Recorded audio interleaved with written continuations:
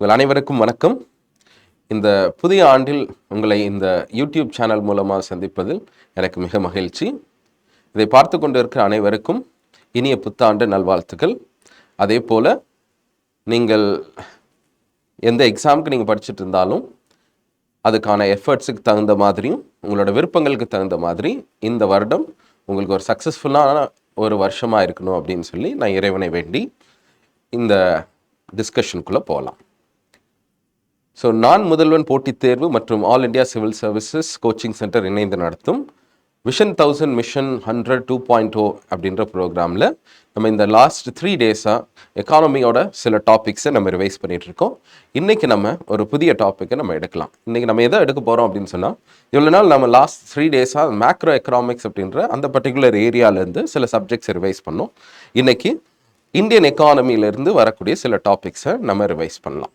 சரியா? ஸோ இதில் எக்கனாமிக் டெவலப்மெண்ட்னு வர்றப்போ நம்ம அதிகமாக ஃபோக்கஸ் பண்ணக்கூடிய ஏரியாஸ் என்ன அப்படின்னு சொன்னால், எஜுகேஷன், ஹெல்த், பாவர்ட்டி, எம்ப்ளாய்மெண்ட், இந்த மாதிரியான ஆஸ்பெக்ட்ஸை ஃபோக்கஸ் பண்ணிவிட்டு கடைசியாக இண்டஸ்ட்ரீஸ் அப்படின்ற ஒரு பர்டிகுலர் ஏரியாவையும் ஃபோக்கஸ் பண்ணலாம்.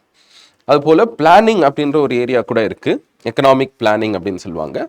ஸோ இந்த பிளானிங்லேருந்து கொஸ்டின்ஸ் லாஸ்ட் 10 இயர்ஸாகவே ரொம்ப குறைவாக தான் வந்திருக்கு. அதே போல் நம்ம 2015 நம்ம எக்கனாமிக் பிளானிங் அப்படின்றத நம்ம செயல்பாட்டுக்குள்ளே கொண்டு வரல அப்படின்றதுனாலையும், பிளானிங் கமிஷனை நம்ம நித்தி ஆயோக்ன்ற பாடியோட நம்ம ரீப்ளேஸ் பண்ணிட்டு இருந்ததுனால நம்மளுக்கு அது அவ்வளோ ரெலவெண்ட்டாக இல்லாத மாதிரி இருக்குது. ஆனாலும் நீங்கள் பேசிக்காக ரிவிஷன் பண்ணுறப்ப கண்டிப்பாக ஃபஸ்ட் 5 இயர் பிளான்ஸில் அதோட கோர் அப்ஜெக்டிவ்ஸ் என்ன அப்படின்னு மட்டுமாவது தெரிஞ்சுக்கிட்டால் நல்லதாக இருக்கும். ஓகே, ஸோ நம்ம ஃபஸ்ட்டு இந்த எக்கனாமிக் டெவலப்மெண்ட்ன்றதுக்குள்ளே போகலாம்.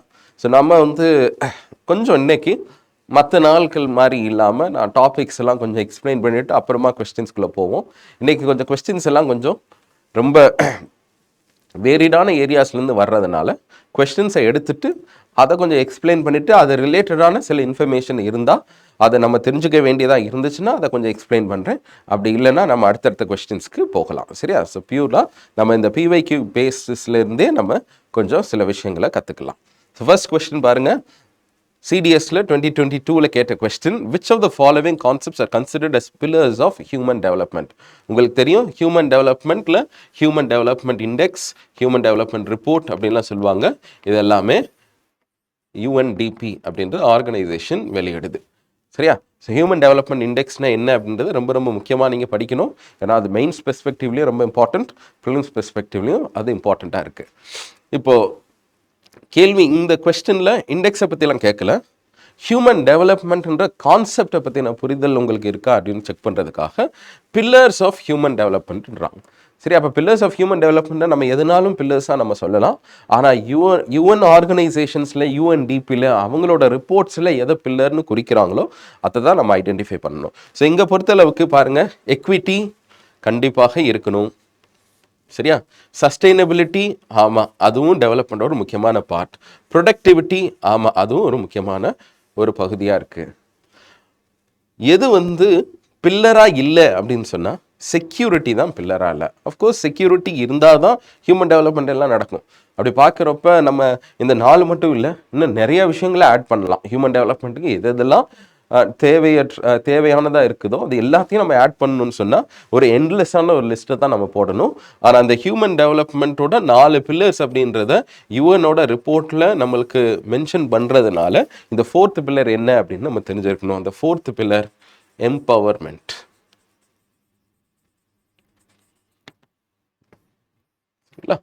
ஸோ ஆன்சர் என்ன அப்படின்னு சொன்னால் 1, 2 and 3. ஸோ இதான் இதோட ஆன்சர். ஓகே, ஸோ அடுத்த ஒரு கொஸ்டினுக்குள்ளே போகலாம். 2021 சிடிஎஸ்ல கேட்ட கொஸ்டின் பாருங்கள். யூஎன்டிபி ஹியூமன் டெவலப்மெண்ட் ரிப்போர்ட் 2022ல் எந்த மாதிரியான ஹெச்டிஏ காம்பனன்ட்ஸில் இம்ப்ரூவ் ஆயிருக்கு? ஸோ இந்த கொஸ்டின் மூலமாகவே நம்ம ஹெச்டிஏயோட காம்பனன்ட்ஸை செக் பண்ணலாம். ஹெச்டிஏயில் நம்ம எதெல்லாம் செக் பண்ணுறோம், என்ன மாதிரி டெவலப்மெண்டல் ஆஸ்பெக்ட்ஸ் எல்லாம் இந்த இண்டெக்ஸை கிரியேட் பண்ணுறதுக்கு உருவாக்கியிருக்கோம், இந்த இண்டெக்ஸை உருவாக்குறதுக்கு பயன்படுத்தியிருக்கோம் அப்படின்னு சொன்னால், எஜுகேஷன் அப்படின்றதையும் ஹெல்த்துன்றதையும்,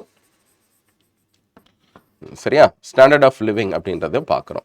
இதுதான் கிட்டத்தட்ட நிறைய இண்டெக்ஸஸில் நம்ம பார்க்குறோம். அந்த ஸ்டாண்டர்ட் ஆஃப் லிவிங்ன்றத எதை வச்சு செக் பண்ணுறோம் அப்படின்னு சொன்னால் பெர் கேபிட்டா ஜிஎன்ஐ, அதாவது கிராஸ் நேஷனல் ப்ராடக்ட் இருக்குல்ல, அந்த கிராஸ் நேஷனல் ப்ராடக்டை டிவைடட் பை பாப்புலேஷன் சொல்லி ஒரு நம்பர் இருக்குல்ல, அந்த நம்பரை தான் நம்ம என்ன பண்ணுறோம் அப்படின்னு சொன்னால் இந்த ஹெச்டிஐ இண்டெக்ஸ் கால்குலேட் பண்ணுறதுக்கு அந்த நம்பரை ஒரு ரெஃபரன்ஸ் பாயிண்ட்டாக நம்ம எடுத்துக்கிறோம். இது ஒன்று. ஹெல்த்தை எப்படி செக் பண்ணுறோம் அப்படின்னு சொன்னால் லைஃப் எக்ஸ்பெக்டன்சி அட் பர்த்.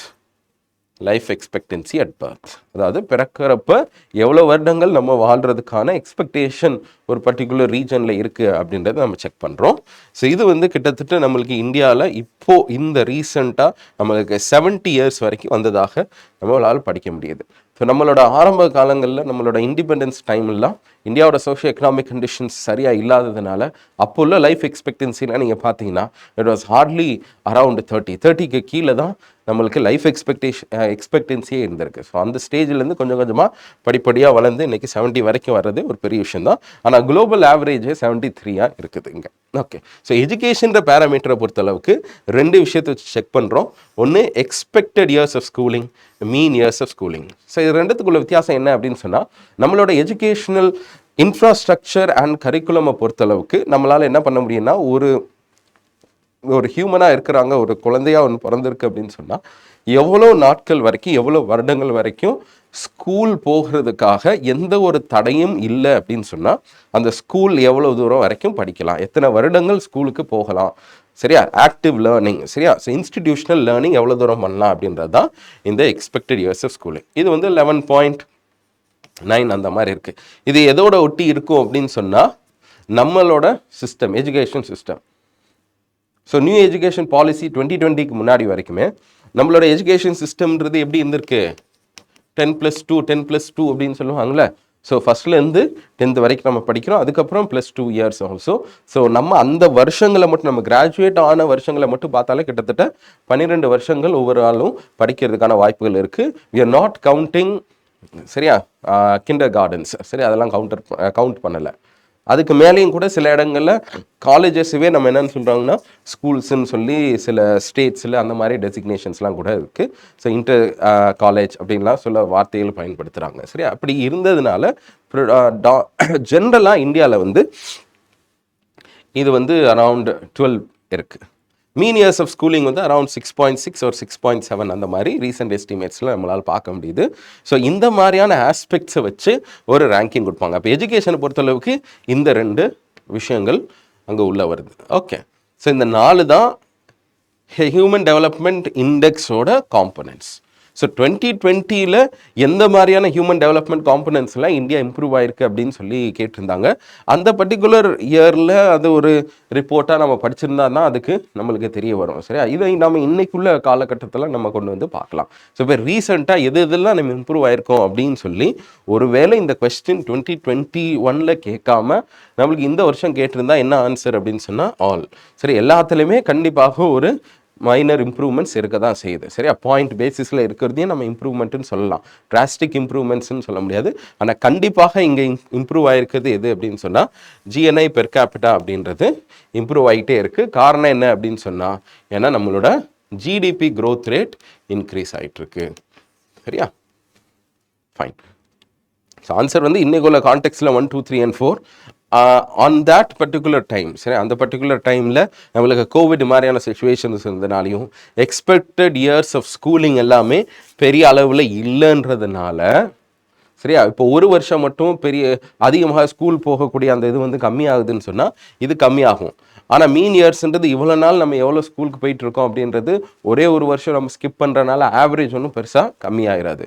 சரிங்களா, ஸோ அந்த 2ஐயும் நம்ம விட்டுட்டோம்னா expected years of schooling and mean years of ஸ்கூலிங்கை நம்ம விட்டுட்டோம்னு சொன்னால் இந்த மீதி 2ல் நம்மளுக்கு என்ன இருக்கலாம் அப்படின்னு சொன்னால் ஒரு க்ரோத் இருந்திருக்கலாம். ஸோ அந்த கான்டெக்ஸ்டில் 2021 நம்ம இந்த மாதிரிலாம் படிக்கணும். பட் இப்போதைக்கு நம்ம இப்படி பார்க்க வேண்டாம், எல்லாத்துலேயுமே இந்தியா ரீசெண்ட் டைம்ஸில் இம்ப்ரூவ் ஆகிருக்கு. சரியா, fine. United Nations sustainable development goals ஒரு 17 கோல் இருக்குல்ல, இது கண்டிப்பாக எல்லாருக்குமே உங்களுக்கு தெரிய வந்திருக்கும். ஸோ இதில் எதெல்லாம் கோல் அப்படின்றாங்க. So decent work and economic growth, ஆமாம், இது வந்து எஸ்டிஜி நம்பர் 6. சரிங்களா, peace, justice and strong institutions, ஆமாம், இது வந்து எஸ்டிஜி நம்பர் 16 சரியா, லாஸ்ட்டுக்கு முன்னாடி இருக்கும் சரியா. ஸோ குளோபல் கோஆப்ரேஷனுக்கு முன்னாடி peace, justice and strong institutions அப்படின்ற ஒரு கோல் இருக்கும். ரெஸ்பான்சிபிள் கன்சம்ஷன் அண்ட் ப்ரொடக்ஷன், ஆமாம் இதுவும் ஒரு எஸ்டிஜி தான். So this is in SDG, sorry இது வந்து 8, திஸ் இஸ் எஸ்டிஜி நம்பர் 12 சரியா. இது ஒரு தடவை கிராஸ் செக் பண்ணிக்கோங்க. பட் எல்லாமே என்ன தான், எஸ்டிஜிஸ் தான். So 1, 2 and 3. ஸோ எப்படி நம்மளுக்கு சஸ்டைனபிள் டெவலப்மெண்ட் கோல்ஸ் UN லெவலில் எப்படி வச்சுருக்காங்களோ அதே மாதிரி இந்தியாவோட சஸ்டைனபிள் டெவலப்மெண்ட் கோல்ஸை நம்ம ரீச் பண்ணிட்டோமா இல்லையா, அது எந்த அளவுக்கு நம்ம நெருங்கி வந்திருக்கோம் அப்படின்றத ரேங்க் பண்ணுறதுக்காக எஸ்டிஜி இண்டெக்ஸ் அப்படின்ற ஒரு இண்டெக்ஸை நீத்தி ஆயோக் என்ன பண்ணுறாங்கன்னா ஒவ்வொரு பப்ளிஷ் பண்ணுறாங்க. அது ஒரு வருஷத்துக்கு ஒரு தடவை இருக்காது, ஒரு 2 வருஷம் ஃப்ரீக்வன்சியில் பண்ணிகிட்டு இருக்கிறாங்க சரியா. ஸோ அந்த இண்டெக்ஸில் எஸ்டிஜி இந்தியா இண்டெக்ஸில் நீத்தி ஆயோக் வந்து ஒவ்வொரு ஸ்டேட்டோட ரேங்கை பொறுத்து, பெர்ஃபார்மன்ஸை பொறுத்தளவுக்கு ஒரு ரேங்கிங் வச்சுருக்காங்க. அந்த ரேங்கிங்கோட கேட்டகரிஸ் வந்து ஒரு 4 வகையில் இருக்குது. அது என்னென்னலாம் இதில் வராது அதுதான் கேள்வி. So which one of the following is not one of the categories. So aspirant category இருக்குமா? ஆமாம், நீங்கள் எல்லாம் ஆஸ்பிரண்ட்ஸ், கண்டிப்பாக இந்த கேட்டகரி இருக்கும். ஓகே, பெர்ஃபார்மர் கேட்டகரி இருக்குமா? இருக்கலாம். அச்சீவர்ஸ், ஆனால் இந்த பேரை பார்த்தா எது இருக்கும் எது இல்லை அப்படின்ற மாதிரி நம்மளுக்கு தெரியல. அதனால் நாமளே கவர்மெண்ட்டாக பார்த்துடலாம். சரி, என்ன பண்ணுறாங்கன்ற நம்ம பார்த்துட்டு will come back to this. பாருங்கள், அடுத்து என்ன கேட்டிருக்காங்க, 2021 எஸ்டிஜி இண்டெக்ஸில் எது வந்து நம்பர் 1 ரேங்க்டு ஸ்டேட் அப்படின்னு ஒரு கேள்வி கேட்டிருக்கிறாங்க. இதுக்குள்ளே வரலாம். இப்போ பாருங்கள், 2018 நம்ம எஸ்டிஜி இண்டெக்ஸை கால்குலேட் பண்ணிகிட்ருக்கோம் ஒரு 2 வருஷம் கேப்பில். ஸோ 2018, அதுக்கப்புறம் அடுத்த வருஷமே பண்ணியிருக்கிறோம். அதுக்கப்புறம் 21, அடுத்த 23 பண்ணியிருக்கிறோம். இப்போ 24, 25 வரல. ஸோ 25, 26 இந்த வருஷத்துக்கான டேட்டா நம்மளுக்கு மேபி நெக்ஸ்ட் இயர் வரலாம் சரியா. ஸோ இதோட இண்டெக்ஸோட ஸ்கோரிங்கை பாருங்கள், நம்ம 57 பாயிண்ட்ஸ் ஸ்கோர் பண்ணியிருந்தோம். இதில் கொஞ்சம் கொஞ்சமாக கூடி ஸோ ரீசெண்டாக நம்மளோட எஸ்டிஜி இண்டெக்ஸில் நம்ம அந்த 4th எடிஷனில் நம்ம எவ்வளோ ரீச் பண்ணியிருக்கோம், 71 பாயிண்ட்ஸ் நம்ம ரீச் பண்ணியிருக்கிறோம் சரிங்களா. இது வந்து ஆல் ஓவர் இந்தியா. இந்த 71 பாயிண்ட்ஸ்ன்றதை நம்ம எப்படி பார்க்க முடியும் அப்படின்னு சொன்னால், இந்த பர்டிகுலர் மேப்பிங்கை பாருங்கள், என்னெல்லாம் இருக்குது, aspirant, performer, front runner and achiever சரிங்களா. ஸோ ஆஸ்பிரண்ட் அப்படின்ற ஒரு கேட்டகரி நம்ம இங்கே பார்க்க முடியுது. ஆஸ்பிரண்ட், ஸோ ஆஸ்பிரண்ட்ன்ற கேட்டகரிக்கு எவ்வளோ 0 to 49 ரேங்க் வரும் சரியா. அதாவது அந்த மார்க்ஸ் 49 மார்க்ஸ் வாங்கியிருப்பாங்க அவங்க வந்து ஆஸ்பிரண்ட். பெர்ஃபார்மர்ன்றது 50 to 64. தென் ஃப்ரண்ட் ரன்னர் சரியா. அந்த ஃப்ரண்ட் ரன்னர் யாருன்னா 65 99 வரைக்கும் 100 அச்சீவ் பண்ணுறவங்களுக்கு பேர் அச்சீவர் சரிங்களா. நீங்கள் வந்து இந்த கலர்ஸை பார்த்தா தெரியும், ரெட் கலரில் இருக்கிறது தான் இந்த ஆஸ்பிரண்ட்னு சொல்லுவாங்க. இந்த ஆஸ்பிரண்ட்ன்றது 2018 ஒரு 2 ஸ்டேட்ஸ் ஆஸ்பிரண்ட் கேட்டகரியில் இருந்தாங்க. எல்லோ எல்லாமே பெர்ஃபார்மன்ஸ் கேட்டகரியில் இருக்கவங்க, க்ரீன்ன்றவங்களாம் ஃப்ரண்ட் ரன்னர். உங்களுக்கு இந்த சார்ட்டை பார்த்தாலே தெரியும், நம்ம கொஞ்சம் கொஞ்சமாக ஒவ்வொரு ஸ்டேட்டுமே அந்த ப்ரோக்ரஸ் அடைஞ்சிக்கிட்டே இருக்கிறாங்க. அதனால தான் இப்போ ரீசெண்ட் எஸ்டிமேட் படி நம்மளுக்கு பார்த்தோன்னா கிட்டத்தட்ட இந்தியாவோட மேப்பில் எல்லா ஸ்டேட்ஸுமே மோர் தென் 90% ஆஃப் ஸ்டேட்ஸ் இந்த க்ரீன் கலரில் இருக்காங்க. தட் இஸ் ஃப்ரண்ட் ரன்னர் சரிங்களா. பேரிங் சம் ஸ்டேட்ஸ், சில ஸ்டேட்ஸ் மட்டும்தான் இன்னுமே இதில் இருக்கிறாங்க அப்படின்னு சொன்னால் ஆஸ்பிரண்ட் பெர்ஃபார்மர் கேட்டகரியில் இருக்காங்க. மீதி எல்லாருமே இதில் வந்துட்டாங்கன்னு சொன்னால் ஃப்ரண்ட் ரன்னர். அப்போ ஒரு வேளை இந்தியாவில் மேக்ஸிமம் நம்பர் ஆஃப் ஸ்டேட்ஸ் எந்த கேட்டகரியில் இருக்காங்க அப்படின்னு சொன்னால் நீங்கள் என்ன சொல்லணும், ஃப்ரண்ட் ரன்னர் கேட்டகரியில் இருக்காங்க. நல்லா பார்த்துக்கோங்க, இந்த வார்த்தையை வச்சு மட்டுமே நீங்கள் யோசிக்க முடியாது. ஏன்னா பெர்ஃபார்மர்ன்றது நல்லா பண்ணுறாங்கன்னு அர்த்தமா, ஃப்ரண்ட் ரன்னர்னு இருந்தால் நல்லா இருக்கான்னு அர்த்தமானு சொல்லி நம்மளோட இங்கிலீஷ் லாங்குவேஜ்குள்ளே நம்ம போக வேண்டாம். இந்த மாதிரி பிரிக்கிறாங்க. This is the methodology of ranking சரிங்களா. ஸோ ரீசெண்ட் ரேங்கிங்கில் பாருங்கள், 2023-24 நம்ம 71ன்றது ஆவரேஜான ரேங்கிங் ஃபார் இந்தியான்னு பார்த்தோமா. ஸோ 2021 இதுக்கு முந்தின எடிஷனில் 66. ஸோ ஒரு இந்தியா வந்து 66 71 6 பாயிண்ட் தள்ளி போயிருக்கிறாங்க. ஸோ அதே மாதிரி கேரளா 75 79. அப்போது ரேங்க்கில் பாருங்கள், கேரளா தான் நம்பர் 1. ஸோ 2020-2021 எடிஷன்லையும் எது தான் ரேங்க் 1 இருந்திருக்கு, கேரளா தான் rank 1. So Kerala was rank 1, Tamil Nadu was rank 2, Himachal Pradesh was rank 3 அப்படி தான் இருந்துச்சு. இப்போ என்ன இருக்குன்னு சொன்னால் ரீசெண்ட் எடிஷனில் கேரளாவுக்கு அப்புறம் உத்தரகாண்ட், தென் தமிழ்நாடு, கோவா இந்த மாதிரியான கேட்டகரிஸில் இருக்கிறாங்க. ஸோ உங்களுக்கு இது வேணும் அப்படின்னு சொன்னால் இந்த ஃபுல் ஸ்டேட்ஸை நீங்கள் பார்க்கணும். ஒவ்வொரு எஸ்டிஜி கோல்லையும் எப்படி எந்த இது பெர்ஃபார்மராக இருக்கிறாங்க அப்படின்னு நீங்கள் பார்க்கணும், செக் பண்ணணும்னு சொன்னால் எஸ்டிஜியோட வெப்சைட் இருக்குது. நீத்தி ஆயோக் எஸ்டிஜி இண்டெக்ஸ்ன்னு சொன்னீங்கனாலே ஒரு நல்ல ஒரு கலர்ஃபுல்லான ஒரு ப்ரெசன்டேஷனோட ஒரு வெப்சைட் வரும். அதில் நீங்கள் போய் தாராளமாக செக் பண்ணி பார்க்கலாம். இப்போ நம்ம இதோட கொஸ்டின்ஸ்குள்ளே வரலாம். ஸோ கொஸ்டின்ஸ் பாருங்கள். எஸ்டிஜி இண்டெக்ஸில் which one of the following is not a category? சரியா? ஆஸ்பிரண்ட் பெர்ஃபார்மர்ஸ் சரி based on which has classified various states into certain categories, which one of the following is not one of the category? Aspirants இருக்கிறாங்க, performers இருக்கிறாங்க, achievers இருக்கிறாங்க, fast runners கிடையாது. பேர் என்ன அதுக்கு பேர்? Front runners. சரியா? இப்போ ஆன்சர்ன்றது இதுதான், சி தான் ஆன்சர். இதை கொஞ்சம் வேர்ட் ட்விஸ்ட் பண்ணியிருக்கிறாங்க, கொஞ்சம் கவனமாக இதில் இருக்கணும். ஓகே. ஸோ அடுத்து எஸ்டிஜி இண்டெக்ஸில் எது வந்து number 1? Kerala is number 1. Okay, right. இதில் பாருங்கள். அடுத்து ஹியூமன் டெவலப்மெண்ட்டை பொறுத்தளவுக்கு ஹியூமன் டெவலப்மெண்ட்டுன்றத அதை மேம்படுத்தணும் அப்படின்னு சொன்னால் நம்ம என்ன மாதிரியான அப்ரோச்சஸ் ஃபாலோ பண்ணணும்னு சொல்லி நிறைய எக்கனாமிக்ஸ் அவங்க எந்த டைமில் அவங்க வந்து இந்த பற்றி பேசுனாங்களோ அதுக்கு தகுந்தாற் போல் சில கான்ட்ரிபியூஷன்ஸ் கொடுத்துருக்குறாங்க. இது வந்து developmental எக்கனாமிஸ்ட்ன்றவங்களே around the 1960s 70s மேலே கொஞ்சம் உலகங்களில் பிரபலமானாங்க. சரியா? ஸோ இந்த டெவலப்மெண்டல் எக்கனாமிஸ்ட் தான் ஒவ்வொருத்தவங்களும் ஒவ்வொரு மாதிரி அப்ரோச்சஸ் சொல்லியிருக்கிறாங்க. அந்த அப்ரோச்சஸ்க்கு தகுந்த மாதிரி இன்டர்நேஷ்னல் இன்ஸ்டிடியூஷன்ஸ் கூட அந்த கோல்ஸுக்கு அலைன் ஆகிறாங்க. இதில் இன்டர்நேஷ்னல் லேபர் ஆர்கனைசேஷன் எந்த மாதிரி ஒரு அப்ரோச்சை நம்மளுக்கு சொல்லுது? ஹியூமன் டெவலப்மெண்ட்டுக்கு என்ன மாதிரி அப்ரோச் இருக்கணும், emphasising on health, education, food, water அப்படின்ற மாதிரி ஒரு அப்ரோச்சை கொடுக்குது. அப்போ இது என்ன அப்ரோச்சில் வரும்? வெல்ஃபேர் அப்ரோச்சா, பேசிக் நீட்ஸ் அப்ரோச்சா, இன்கம் அப்ரோச்சா, கேப்பபிலிட்டி அப்ரோச்சா அப்படின்னு சொன்னால் இந்த கான்செப்டுக்கு பேர் பேசிக் நீட்ஸ் அப்ரோச். அப்போ ILO international labour organisation actually has given out a basic needs approach. அப்போது ஒருத்தரோட ஹியூமன் டெவலப்மெண்ட் எப்போ நடைபெறும் அப்படின்னு சொன்னால் அவருக்கான பேசிக் நீட்ஸ் எல்லாமே என்னைக்கு மீட் ஆகுதோ அதுதான். சரியா?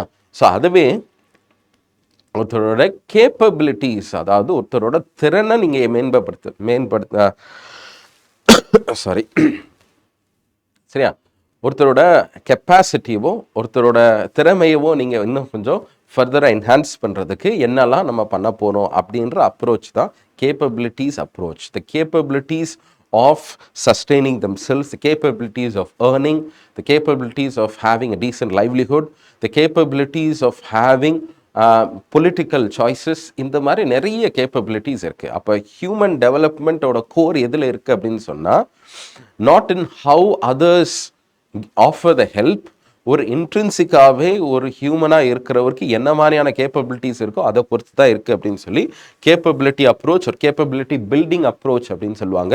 இது வந்து நம்ம இந்தியாவில் ரொம்ப ஃபேமஸான ஒரு டெவலப்மெண்டல் எக்கனாமிஸ்ட் அமர்த்தியா சென் அவர் சொன்ன ஒரு அப்ரோச். சரி, இன்கம் அப்ரோச்ன்றது என்ன அப்படின்னு சொன்னால் இது வந்து எந்த காலத்துலேருந்தும் இருக்குது. இந்த ட்ரிக்கிள் டவுன் தியரிஸில் அதுதான் சொல்லுது. அப்போ ஒரு டெவலப்மெண்ட்னு ஒன்று இருக்கணும்னு சொன்னால் you just keep concentrating on GDP, income generation. இது என்ன ஆகும்னா அப்படியே கீழே பெர்குலேட் ஆகி எல்லாருக்குமா இன்கமாக மாறும். அந்த இன்கம் என்னைக்கு போய் சேருதோ அப்போ தான் டெவலப்மெண்ட்னு ஒன்று நடக்கிறதுக்கு வாய்ப்புகள் இருக்குது. அப்போ ஜிடிபின்ற மாதிரியான ஒரு கான்செப்ட் அதோட லிமிடேஷன்ஸ்லாம் பார்த்தோம். ஜிடிபியால் என்ன பண்ண முடியல, டெவலப்மெண்ட்ன்ற ஆஸ்பெக்டை கேப்சர் பண்ண முடியல. ஆனால் ஜிடிபி என்ன பண்ணுதுன்னு சொன்னால் இன்கம்மை என்ஹான்ஸ் பண்ணுறதுக்கோ இன்க்ரீஸ் பண்ணுறதுக்கோ நம்மளுக்கு ஹெல்ப் பண்ணுது, அசஸ் பண்ணுறதுக்கும் ஹெல்ப் பண்ணுது. ஸோ ஜிடிபியை நம்ம ஃபோக்கஸ் பண்ணுறப்ப இன்கம் அப்ரோச் மாதிரியான ஒரு அப்ரோச்சை நம்மளால் ஃபாலோ பண்ண முடியுது.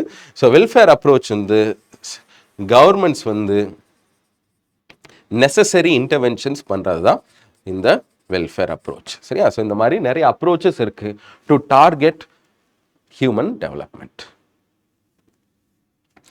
which one among the following report defines sustainable development as a development that meets the needs of the present generation? எது வந்து இனி அடுத்து வரக்கூடிய ஜெனரேஷனோட நீட்ஸை எந்த காம்ப்ரமைஸ் இல்லாமல் மீட் பண்ணுற அளவுக்கு இருக்கக்கூடிய டெவலப்மெண்ட்டுக்கு பேர் தான் சஸ்டைனபிள் டெவலப்மெண்ட் அப்படின்னு சொன்ன ஃபஸ்ட்டு இந்த வார்த்தைக்கான மீனிங்கை கொடுத்த ரிப்போர்ட் எது அப்படின்னு சொன்னால் 1972 வந்த பிரண்ட்லேண்ட் ரிப்போர்ட். சரியா? ஸோ இந்த ரிப்போர்ட் தான் ரொம்ப முக்கியம். ஸோ இந்த ரிப்போர்ட்ல இருந்து தான் நம்ம அந்த சஸ்டைனபிள் டெவலப்மெண்ட்ற வார்த்தையை பற்றி பேசுகிறோம். சஸ்டைனபிள் டெவலப்மெண்ட்ன்றது உங்களுக்கு என்சிஆர்டியில் எக்கானமியில் 11th ஸ்டாண்டர்ட் புக்கில் கூட நீங்கள் பார்த்தீங்கன்னா இந்த பிரண்ட்லேண்ட் ரிப்போர்ட்டை பற்றின ஒரு ரெஃபரன்ஸை அதில் கொடுத்துருப்பாங்க. ஓகே, ஸோ ஆன்சர் வந்து இதுதான். ஸோ இவ்வளோ நேரம் இந்த டெவலப்மெண்ட் ரிலேட்டடாக டெவலப்மெண்ட்னா என்ன, ஹியூமன் டெவலப்மெண்ட்னா என்ன, இந்த மாதிரியான கொஸ்டின்ஸ் நம்ம பார்த்தோமா? ஸோ இதுலேருந்து நம்மளுக்கு என்ன புரியுது அப்படின்னு சொன்னால், டெவலப்மெண்ட்டை பொறுத்தளவுக்கு concepts about what development is, how do we measure development, என்ன மாதிரி டெவலப்மெண்ட்டில் நம்ம எந்த ஸ்டேஜஸில் இருக்கிறோம், அது வந்து நேஷ்னல் லெவலில் என்ன இண்டிகேட்டர்ஸ் இருக்குது, நம்மளை கம்பேர் பண்ணுறது அளவுக்கு ஏதாவது இண்டெக்ஸ் வச்சுருக்கோமா, ரிப்போர்ட்ஸ் வச்சுருக்கோமா, அப்படின்றது எல்லாத்தையுமே கவர் பண்ணுற மாதிரி தான் சில கொஸ்டின்ஸ் வந்திருக்கிறத நம்மளால் பார்க்க முடியுது. அடுத்து நம்ம இதில் ஃபர்தராக டெவலப்மெண்ட்டோட ஆஸ்பெக்ட்ஸாக இருக்கக்கூடிய ஹெல்த் கேர், எஜுகேஷன் இதுக்குள்ளலாம் பார்க்கலாம். எஜுகேஷனை பொறுத்தளவுக்கு எஜுகேஷன்ற பர்டிகுலர் ஏரியாலேருந்து ரிஃப்ளெக்ட் ஆன கொஸ்டின்ஸ் நிறையா இருக்குது. ஆனால் நான் ஏன் அதை இதில் இன்க்ளூட் பண்ணலை அப்படின்னு சொன்னால், மோஸ்ட் ஆஃப் த கொஸ்டின்ஸ் இந்த எஜுகேஷன் ரிலேட்டடான கொஸ்டின்ஸ் எல்லாமே நம்மளுக்கு எப்படி வந்திருக்கு அப்படின்னு சொல்லி பார்த்தோம்னா, எல்லாம் இந்த கரண்ட் அஃபேர்ஸ் பேசிஸில் எஜுகேஷன் ரிலேட்டட் ஸ்கீம்ஸோ இல்லை எஜுகேஷன் ரிலேட்டட் அவுட்கம்ஸோ ரீசெண்டாக நடந்த ஒரு கரண்ட் அஃபேர்ஸ் ஈவெண்ட்லேருந்து ஒரு ப்ரோக்ராம்லேருந்து அப்படி தான் கொஸ்டின்ஸ் வந்திருக்கு. அதனால் இதை வந்து ஒரு ட்ரெண்டாக நீங்கள் எடுத்துக்கலாம், எப்படி இதை ஒரு அட்வைஸாக எடுத்துக்கலாம் அப்படின்னு சொன்னால், எஜுகேஷன் ரிலேட்டடாக என்னென்னலாம் ஸ்கீம்ஸ் இருக்குது, என்ன மாதிரிலாம் ஃப்ளாக்ஷிப் ப்ரோக்ராம்ஸ் இருக்குது. சரியா? ஸோ சர்வ சிக்ஷா அபியான் இருக்குன்னா அது என்ன, சமகர சிக்ஷான்னா என்னது, ஸோ அந்த ஸ்கீமுக்கு கீழே தான் ஃபண்டிங்லாம் நடக்குது, ரைட் டு எஜுகேஷன்லாம் நடக்குது. ஸோ அந்த பேசிக்காக ரொம்ப வருஷங்களாக நடந்துட்டு இருக்கக்கூடிய ஸ்கீம்ஸையும் நீங்கள் கவனம் செலுத்தணும். அதே மாதிரி ரீசெண்டாக ஏதாவது இனிஷியேட்டிவ்ஸ் எதாவது எடுத்திருந்தா கூட அதையும் நம்ம தெரிஞ்சுக்கிட்டால் கொஞ்சம் நல்லதாக இருக்குது. ஏன்னா அது வந்து அந்த பர்டிகுலர் இயரில் ரொம்ப இம்பார்ட்டண்ட்டாக இருந்த சில கொஸ்டின்ஸ் தான் அதிகமாக நான் எஜுகேஷனில் இருந்து நம்ம கொஸ்டின்ஸ் எடுக்கணும் அப்படின்னு சொன்னால் அந்த மாதிரி தான் இருக்குது. ஸோ எல்லாத்தையுமே 2016 அப்போ வந்து ஒரு ஸ்கீமை நம்ம இன்றைக்கி உட்காந்து டிஸ்கஸ் பண்ண வேண்டாம் அப்படின்றதுனால I am not included, but this is an instruction to you. சரியா? ரைட். ஹெல்த் கேரை பொறுத்தளவுக்கு நம்ம கொஸ்டின்ஸை பார்த்தோம்னா, ஹெல்த்லேருந்து என்ன மாதிரியான டைமென்ஷன்ஸ்லேருந்துலாம் கொஸ்டின்ஸை கேட்குறாங்க அப்படின்றது நம்மளுக்கு புரிய வருது. So India's public sector health care system largely focuses on curative care with limited preventive, promotive and rehabilitative care. சரிங்களா? இப்போ என்ன சொல்கிறாங்க, பப்ளிக் செக்டர் ஹெல்த் கேர் வந்து அதிகமாக எதை ஃபோக்கஸ் பண்ணுது, க்யூரேட்டிவ் கேர். சரியா? க்யூரேட்டிவ் கேரை தான் ஃபோக்கஸ் பண்ணுது. ப்ரிவென்டிவ், ப்ரொமோட்டிவ் அண்ட் ரீஹபிலிட்டேட்டிவ் கேரை பொறுத்தளவுக்கு கொஞ்சம் லிமிட்டடாக தான் நம்மளுக்கு இருக்குது அப்படின்ற மாதிரி. சரியா? ஸோ இந்த பர்டிகுலர் ஸ்டேட்மெண்ட்லாம் கொஞ்சம் நம்மளால் ஃபேக்சுவலாக கவுண்டர் பண்ண முடியாது. ஏன்னா இந்த ஸ்டேட்மெண்ட் கொஞ்சம் ஒரு ட்ரெண்டின் அடிப்படையிலையோ ஒருத்தர் எழுதுகிறப்ப அந்த இன்ஃபரன்ஸின் அடிப்படையில் தான் நம்ம இதெல்லாம் நம்ம சொல்ல முடியும். ஸோ லிமிட்டட் கேர்ன்றதை நம்ம ப்ராஸ்பெக்டிவாக சொல்கிறதா அல்லது இன்னையோட லிமிட்டேஷனை இன்னையோட ப்ராப்ளமை நம்ம பார்க்குறதா அப்படின்றது நம்மளுக்கு தெரியல. பொதுவாக உதாரணத்துக்கு பார்க்குறப்ப கவர்மெண்ட் செலவு பண்ணுறாங்கன்னா அதில் கண்டிப்பாக அதிகமாக close to 80% of the health care expenditure goes towards curative medicine தான். ப்ரிவென்டிவ் மெடிசனில் நம்ம பண்ணுறது இல்லையா அப்படின்னு சொன்னால், இந்தியாவை பொறுத்தளவுக்கு ப்ரிவென்டிவ் மெடிசன்லையும் நம்ம எத்தனையோ விதங்களில் அட்வான்சஸ் நம்ம பண்ணிக்கிட்டு தான் இருக்கிறோம்.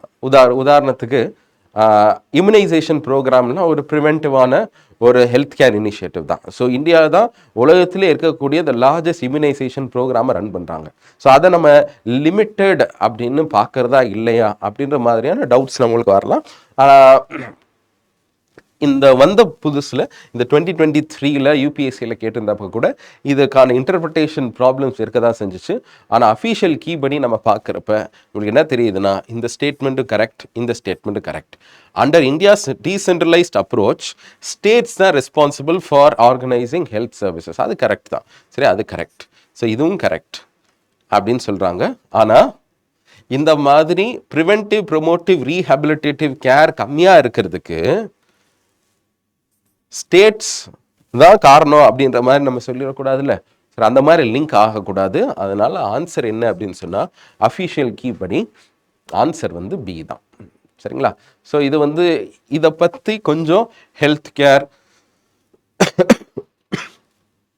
இந்த ப்ரிவென்டிவ் ஹெல்த் கேரை பற்றிலாம் நம்ம NCERT 11th ஸ்டாண்டர்ட்லேயும் நம்ம இதெல்லாம் படிக்கிறோம். ஸோ அதனால தான் நான் டைம் அண்ட் அகைன் சொல்லிட்டு இருக்கிறேன். கண்டிப்பாக 11th ஸ்டாண்டர்டோட NCERT எக்கனாமிக் மட்டும், மற்ற NCERTs நீங்கள் படிக்கிறீங்களோ இல்லையோ, உங்களுக்கு டைம் இருக்கோ இல்லையோ, கண்டிப்பாக ஒரு மஸ்ட் ரீட் NCERTனா அது 11th ஸ்டாண்டர்ட் NCERT தான். சரி, எக்கனாமியை பொறுத்தளவுக்கு மட்டும். ஓகே, இந்தியன் எக்கனாமிக் டெவலப்மெண்ட்ன்றதா அதோட பேர். பிரதான் மந்திரி சுரக்ஷித் மாத்ருவ அபியான் அப்படின்ற ஒரு பர்டிகுலர் ஸ்கீமை பற்றி கேட்டிருக்கிறாங்க. So 2024, in the scheme guarantees a minimum package of antenatal care services in the second and third trimesters of pregnancies and 6 months post delivery. அப்படின்னு வர்றப்ப post delivery health care services provide பண்ணலை. சரியா? So antenatal services மட்டும்தான் provide பண்ணுறாங்க. Pregnant லேடிஸ்க்கு தான் provide பண்ணுறாங்க. அதுக்கப்புறம் போஸ்ட் டெலிவரி லேடிஸ்க்கு இந்த பர்டிகுலர் ஸ்கீமில் கிடையாது. ஸோ இது வந்து ஒரு மெட்டர்னிட்டி ரிலேட்டடான ஒரு பர்டிகுலர் ப்ரோக்ராம். சரியா? ஸோ இதில் இது கிடையாது, incorrect. Under the scheme private sector health care providers can volunteer to provide services. ஏதாவது கவர்மெண்ட் ஹெல்த் இதில் நாங்கள் வந்து வாலண்டியர் பண்ணுறோம், நாங்கள் எங்களோட சர்வீசஸ் ஆஃபர் பண்ணுறோம் அப்படின்னு சொல்லி யார் ஆஃபர் பண்ணலாம்? கண்டிப்பாக privates health care providers offer பண்ணலாம். சரி, இது ஒரு முக்கியமான காம்படிட்டர் வித் ஸ்கீம். அதனால் இந்த ஸ்டேட்மெண்ட் இன்கரெக்ட் அப்படின்னு பார்க்குறோம். Statement answer is 2 only. சரி, இப்போது இந்த பர்டிகுலர் ஸ்கீமை எடுத்து பார்க்குறப்ப இன்னும் கொஞ்சம் நிறையாவே நம்மளுக்கு அப்ஜெக்டிவ்ஸ் என்னென்னு தெரியுது, என்ன பண்ண வராங்கன்னு தெரியுது. இன்றைக்கி நம்ம அதற்குள்ளே நம்ம போய் அதிகமாக டிஸ்கஸ் பண்ண வேண்டாம். ஏன்னா இது ஆல்ரெடி கேட்ட கொஸ்டின்ஸ். இந்த கேட்ட கொஸ்டின்ஸ் மூலமாக நம்ம என்ன தெரிஞ்சுக்க போகிறோம், என்ன மாதிரி நம்ம அடுத்து ப்ரிப்பேர் ஆகணுன்றது தான் நம்மளோட இன்டென்ஷனாகவும் ஃபோக்கஸாகவும் இருக்குது. ஸோ அப்படி பார்க்குறப்ப இன்னும் கொஞ்சம் வேறு என்னெல்லாம் கொஸ்டின் கேட்டிருக்காங்கன்றது பார்த்தோம்னா ஒரு சின்ன ஒரு டைரக்ஷன் கிடைக்கும். ஸோ இதெல்லாம் நம்ம ஃபோக்கஸ் பண்ணலாம் அப்படின்னு சொல்லி. இப்போ இந்த நெக்ஸ்ட் கொஸ்டின் ஜனனி சுரக்ஷா யோஜனா பற்றின கொஸ்டினை பார்க்கலாம். ஸோ இந்த கொஸ்டினை பொறுத்தளவுக்கு first, it is a safe motherhood intervention of the state health departments அப்படின்றாங்க. இவந்தோ ஸ்டேட்ஸ் தான் இதை இம்ப்ளிமெண்ட் பண்ணாலுமே இந்த பர்டிகுலர் ஸ்கீமை கொண்டு வந்தது யார் அப்படின்னு சொன்னால் சென்ட்ரல் கவர்மெண்ட். ஸோ சென்ட்ரல் கவர்மெண்ட்டோட ஸ்கீம். ஸோ 100% ஃபண்டிங் அப்படின்றதுனால இந்த பர்டிகுலர் ஸ்டேட்மெண்ட் தப்பு. Its objective is to reduce maternal and neonatal mortality. ஆமாம். Institutional delivery. ஆமாம், இதுவும் கரெக்ட் தான். வேறு என்ன தப்பு அப்படின்னு சொன்னால் its objective includes public health facility to sick infants up to 1 year. பாருங்கள், இதுக்கு முன்னாடி வந்த கொஸ்டின்லையும் நம்ம என்ன பார்த்தோம் அப்படின்னு சொன்னால் அந்த பெனிஃபிஷியரி யார், டெலிவரிக்கு மட்டுமா அல்லது போஸ்ட் டெலிவரியா அப்படின்றத செக் பண்ணுற மாதிரி கொஸ்டின்ஸ் கேட்டிருக்கிறாங்களா? இப்போ இந்த பர்டிகுலர் ஸ்கீம்லையும் whether this particular scheme extends only to the mother or also to the babies அப்படின்னு கேட்குறாங்களா? அப்போது ஒரு ஸ்கீமோட பர்பஸ் என்ன, அல்டிமேட் பர்பஸ் என்ன, அப்ஜெக்டிவ் என்ன, அதனால என்ன தான் நம்ம வந்து டார்கெட் பண்ண விரும்புகிறோம் அப்படின்றது அந்த கோர் ஃபோக்கஸ்லேருந்து questions, especially maternity and child care or health care objectives, health கேரோட ஸ்கீம்ஸ்லேருந்து ஒரு கொஸ்டின் வருது அப்படின்னு சொன்னால் இந்த மாதிரி ஒரு டைரக்ஷனை அதிகமாக எம்ஃபசைஸ் பண்ணுறதை நம்மளால் இங்கே பார்க்க முடியுது. ஓகே, ஸோ ஆன்சர் வந்து ஒன்லி 2. அடுத்து பாருங்க, இதே மாதிரி 23ல் அனிமியா முக்த் பாரத் ஸ்ட்ராட்டஜி. சரி, அனிமியா முக்த்னா அனிமியா இல்லாத ஒரு இந்தியாவை கிரியேட் பண்ணுற ஒரு ஸ்ட்ராட்டஜி தான். It provides prophylactic calcium supplements from preschool. So இதில் வந்து நம்ம அனிமியா அப்படின்னு சொன்னாவே அயன் ஃபோலிக் ஆசிட்ஸ் தான் நம்ம கொடுப்பாங்க அப்படின்றது நம்மளுக்கு தெரிஞ்சிருந்தா இந்த கால்சியம் சப்ளிமெண்ட்ஸ் அப்படின்றது இங்கே இன்கரெக்டாக இருக்குது. சரியா? So this is incorrect. Runs a campaign for delayed cord clamping at the time of childbirth. Okay. Periodic deworming to children and adolescents. சரியா? அனிமியான்றது அதிகமாக பாதிக்கப்படுறது women as well as children. So இந்த 2 செக்மெண்ட்ஸையும் நம்ம ஃபோக்கஸ் பண்ணுறது தான் இந்த பர்டிகுலர் இது. So deworming to children and adolescents, yes. Non nutritional causes, அனிமியானால நான் நியூட்ரிஷனல் காசஸாக இருந்தால் கூட அதை கூட அட்ரஸ் பண்ணுது அப்படின்னு சொன்னால் அதுவுமே கரெக்டாக. அதை நம்ம தப்பு அப்படின்னு சொல்கிறதுக்கு அதுக்கான ஸ்கோப் ரொம்ப ரொம்ப கம்மியாக இருக்குது அப்படின்னு சொல்லி பார்க்குறோம். ஸோ இந்த 2, 3 and 4 எல்லாம் answer will be only 3. So எது incorrect? First statement is incorrect. So இப்போ இந்த நெக்ஸ்ட் கொஸ்டின் 22ல் கேட்ட கொஸ்டின் ஆயுஷ்மான் பாரத் டிஜிட்டல் மிஷனை பற்றி கேட்டிருக்கிறாங்க. ஸோ இது வந்து ஒரு டிஜிட்டல் ஹெல்த் ப்ரோக்ராம். எங்கள் ஹாஸ்பிட்டல்ஸ் எல்லாத்து மூலமாக digital medicine or digital health கேரை இன்னும் கொஞ்சம் இந்தியாவில் பாப்புலரைஸ் பண்ணுறதுக்காக கொண்டு வரப்பட்ட ஒரு பர்டிகுலர் ஸ்கீம். சரியா? இதில் private and public hospitals must adopt it கண்டிப்பாக கிடையாது. சரியா? மஸ்ட் அடாப்ட் அப்படின்றதுனால இது தப்பு. சரிங்களா? So they can willingly adopt பண்ணலாம். It aims to achieve universal health coverage and every citizen should be a part of it. Ultimately எல்லாருமே இந்த டிஜிட்டல் இதுக்கு போகணுமா அப்படின்னா அது கிடையாது அதோட இன்டென்ஷன். டிஜிட்டல் ஹெல்த் கேர் மூலமாக ஹெல்த் கேர் ஃபெசிலிட்டிஸ் இன்னும் இம்ப்ரூவ் பண்ணலாம். ஆனால் அதுக்காக எல்லாத்தையும் கம்பல்சரி அதில் கொண்டு வரணும் அப்படின்னு ஒன்றும் கிடையாது. It has seamless portability across the country. அது கரெக்ட். ஆன்சர் வந்து B3 only. Okay right. So இதுலேருந்து நம்ம இந்த ஹெல்த் கேர் ரிலேட்டடான இதில் ஸ்கீம்ஸ் அதிகமாக வருது. சில ஸ்கீம்ஸ் இன்னும் கூட இந்த சிஏபிஎஃப் சிடிஎஸ் இந்த மாதிரியான கொஸ்டின்ஸில் ரிஃப்ளெக்ட் ஆகுது நம்ம பார்க்க முடியுது. ரொம்ப ஸ்பெசிஃபிக்காக இருக்கிறதுனால நான் இங்கே கொண்டு வரல. இந்த மாதிரி நீங்கள் என்ன பண்ணுங்கன்னா நீங்கள் ப்ரிப்பேர் பண்ணுறப்பையும் அடுத்து ரிவைஸ் பண்ணுறப்ப இந்த எக்கனாமிக் டெவலப்மெண்ட்ன்ற ஏரியா இல்லை நீங்கள் ப்ரிப்பேர் பண்ணுறப்பையும் நீங்கள் ரிவைஸ் பண்ணுறப்பையும் ஹெல்த் கேர் அப்படின்ற ஏரியாக்குள்ளே வர்றப்ப சில இம்பார்ட்டண்ட்டான அது வந்து இப்போ தான் நம்ம ஒரு புது ஸ்கீம் தான் கொண்டு வரணும்னு அவசியம் கிடையாது. ஒரு பழைய ஸ்கீமாக கூட இருக்கலாம். Scheme which has been continuing for many years. Flagship ஸ்கீம்ஸ்ன்னு சொல்லுவாங்க. அந்த மாதிரியான ஸ்கீம்ஸ் எஸ்பெஷலி மதர் சைல்டு இந்த மாதிரி ஃபோக்கஸ் பண்ணக்கூடிய ஸ்கீம்ஸ் இருந்துச்சுன்னா அதை கண்டிப்பாக அதோட அப்ஜெக்டிவ் என்ன பண்ணுறோம், எப்படி நம்ம இன்டர்வியூன் பண்ணுறோம் அப்படின்ற எல்லா ஆங்கிள்லையும் அந்த பர்டிகுலர் ஸ்கீமை கொஞ்சம் படிக்கணும். எல்லா ஸ்கீம்ஸையும் நீங்கள் படிக்க வேண்டாம். முன்ன மாதிரி ஒரு 3 இயர்ஸ் ஒரு 4 இயர்ஸ்க்கு முன்னாடி நம்ம வந்து கவர்மெண்ட் ஸ்கீம்ஸை மட்டுமே தனியாக கலெக்ட் பண்ணி அப்படிலாம் படிச்சுட்டு இருந்த ஒரு காலம் இருந்துச்சு. பட் இப்போதைக்கு நம்ம ரீசன்ட் டைம்ஸில் நம்ம அந்த மாதிரி ரொம்ப ஸ்பெஷலைஸ்டாக நம்ம எடுத்து படிக்க வேண்டியதில்லை. அதனால் எங்கெல்லாம் ஸ்கீம்ஸ் வர்றதுக்கான பாசிபிலிட்டிஸ் இருக்கோ அந்த பர்டிகுலர் ஏரியாஸில் மட்டும் கொஞ்சம் செலக்டிவாக எடுத்து படித்தா கொஞ்சம் பெட்டராக இருக்கும். Okay. National food security act 2013 இதில் என்ன பண்ணுறோம் அப்படின்னு சொன்னால் families coming under the category of below poverty line only are eligible அப்படி கிடையாது. சரியா? ஸோ பிலோ பாவர்ட்டி லைன் கீழே இருக்கிறவங்க மட்டும்தான் அப்படின்லாம் இல்லை. யாரெல்லாம் எலிஜிபிள் அப்படின்னு சொன்னால் ப்ரையாரிட்டி ஹவுஸ் ஹோல்ட்ஸ். சரியா? ஸோ யார் அந்த ப்ரையாரிட்டி ஒரு இந்த சப்சிடைஸ்டு ஃபுட் கிரெயின்ஸ் யாருக்கெல்லாம் போகுதுன்னா 50% of the urban and 75% of the rural. So இது ரெண்டையும் எப்படி ஐடென்டிஃபை பண்ணுவோம் அப்படின்னு சொன்னால் எஸ்இசிசி ஸ்டேட்டஸ் மூலமாக சோஷியோ எக்கனாமிக் காஸ்ட் சென்சஸ் மூலமாக நம்ம என்ன பண்ணுறோம்னு சொன்னால் we are going to identify the 50% of the urban beneficiaries and 75. அதனால தான் 66% அப்படின்னு சொல்லி பொதுவாக சொல்லுவாங்க. ஸோ இத்தனை பேருக்கு நம்ம கொடுக்க போகிறோம் அப்படின்றதுனால இந்த பிலோ பாவர்ட்டி லைனுக்கு மட்டும்தான் இருக்குது அப்படின்றது இன்கரெக்ட். சரிங்களா? அடுத்து the eldest woman in the household of age 18 years above shall be the head. சரி, இந்த ரேஷன் கார்டு கொடுக்குறப்ப அது கண்டிப்பாக அந்த குடும்பத்துக்கு தலைவியாக யார் இருக்கணும் அப்படின்னு சொன்னால் விமன் தான் இருக்கணும். இதுவும் கரெக்ட் தான். சரியா? இப்போ இந்த தேர்ட் ஸ்டேட்மெண்ட் பாருங்க. pregnant women and lactating mothers are entitled to a take home ration of 1600.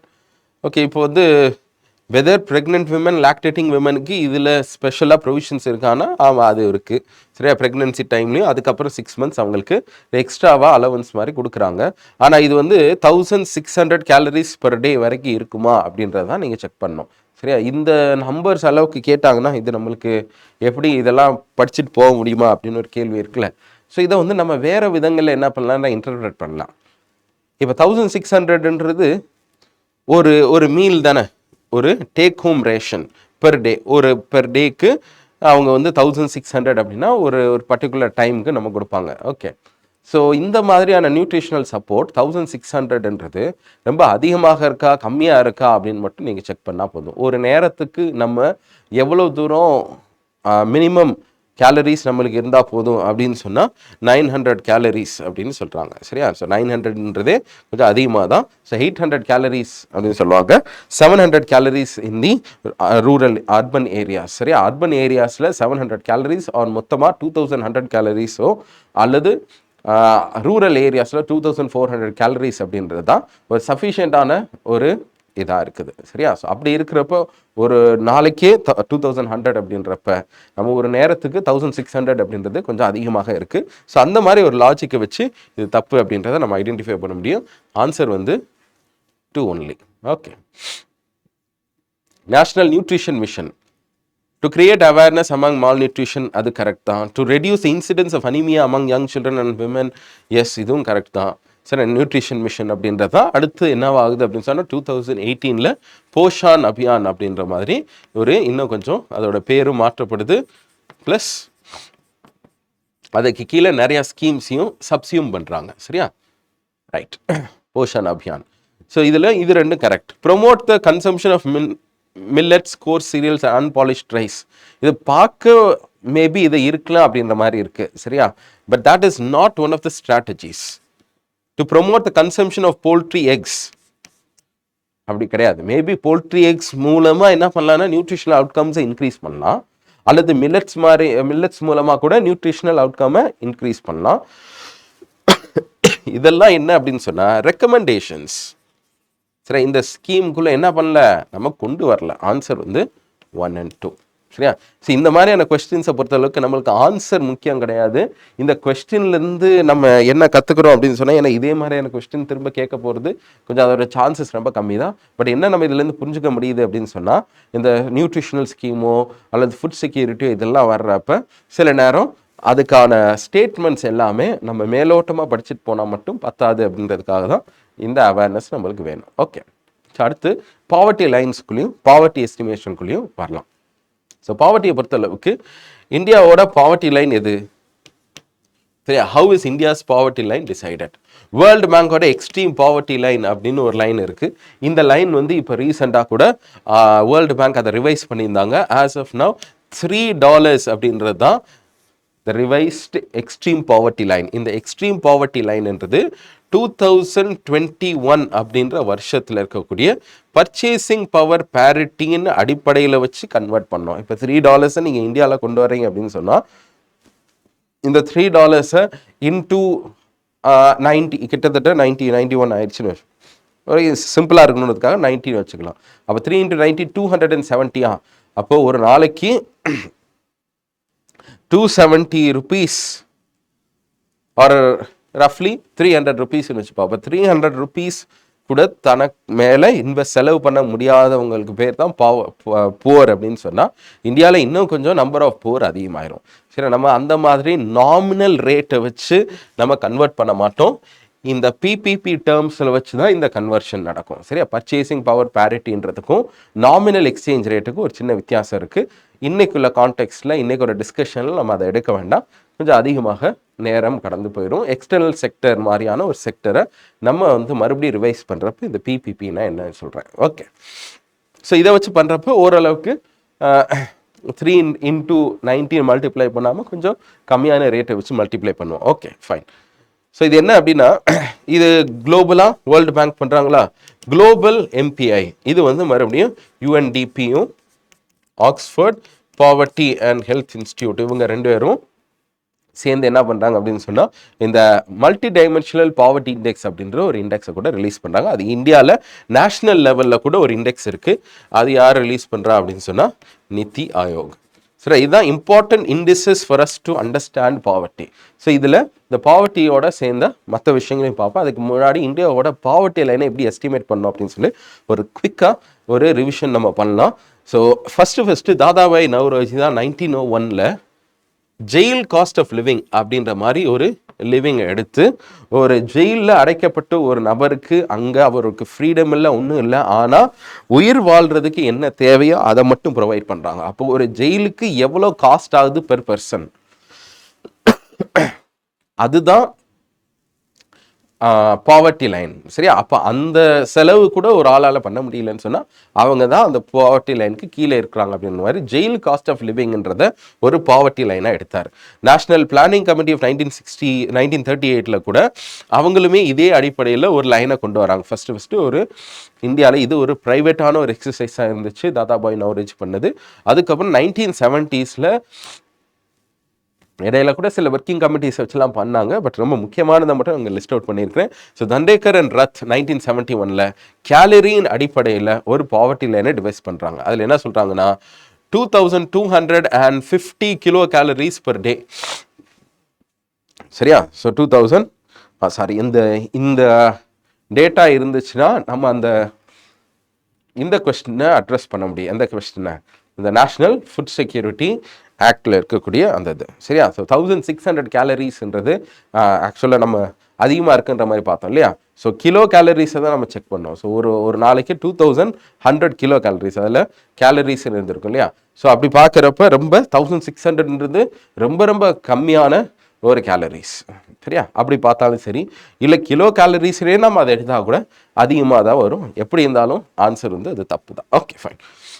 So அலக் committee அப்படின்றவங்களும் இதே மாதிரி இதை கொஞ்சம் இம்ப்ரவைஸ் பண்ணாங்க. அலக் கமிட்டி தான் ஃபஸ்ட்டு என்ன பண்ணுறாங்கன்னா 2 டூவல் லைன்ஸ், சரியா, 2 டூவலான ஒரு பேராமீட்டரை கொண்டு வர்றாங்க. டிஃப்ரெண்ட் கேலரி நார்ம்ஸ் 2400 ரூரலுக்கும் 2100 அர்பனுக்கும் கொண்டு வராங்க. லக்டாவாலா கமிட்டி அடுத்து இதே மாதிரி இந்த அலக் கமிட்டியில் இருக்கக்கூடிய கேலரி நார்ம்ஸை ஒரு ரெஃபரன்ஸாக எடுத்து, ஆனாலும் அதோடு சேர்த்து என்ன பண்ணுறாங்க அப்படின்னு சொன்னால் ஒவ்வொரு ஸ்டேட்டுக்கும் ஒவ்வொரு மாதிரியான ஒரு பாவர்ட்டி லைனை கொண்டு வரணும். இந்தியா ஃபுல்லாக ஒரே பாவர்ட்டி லைனை கொண்டு வரக்கூடாது.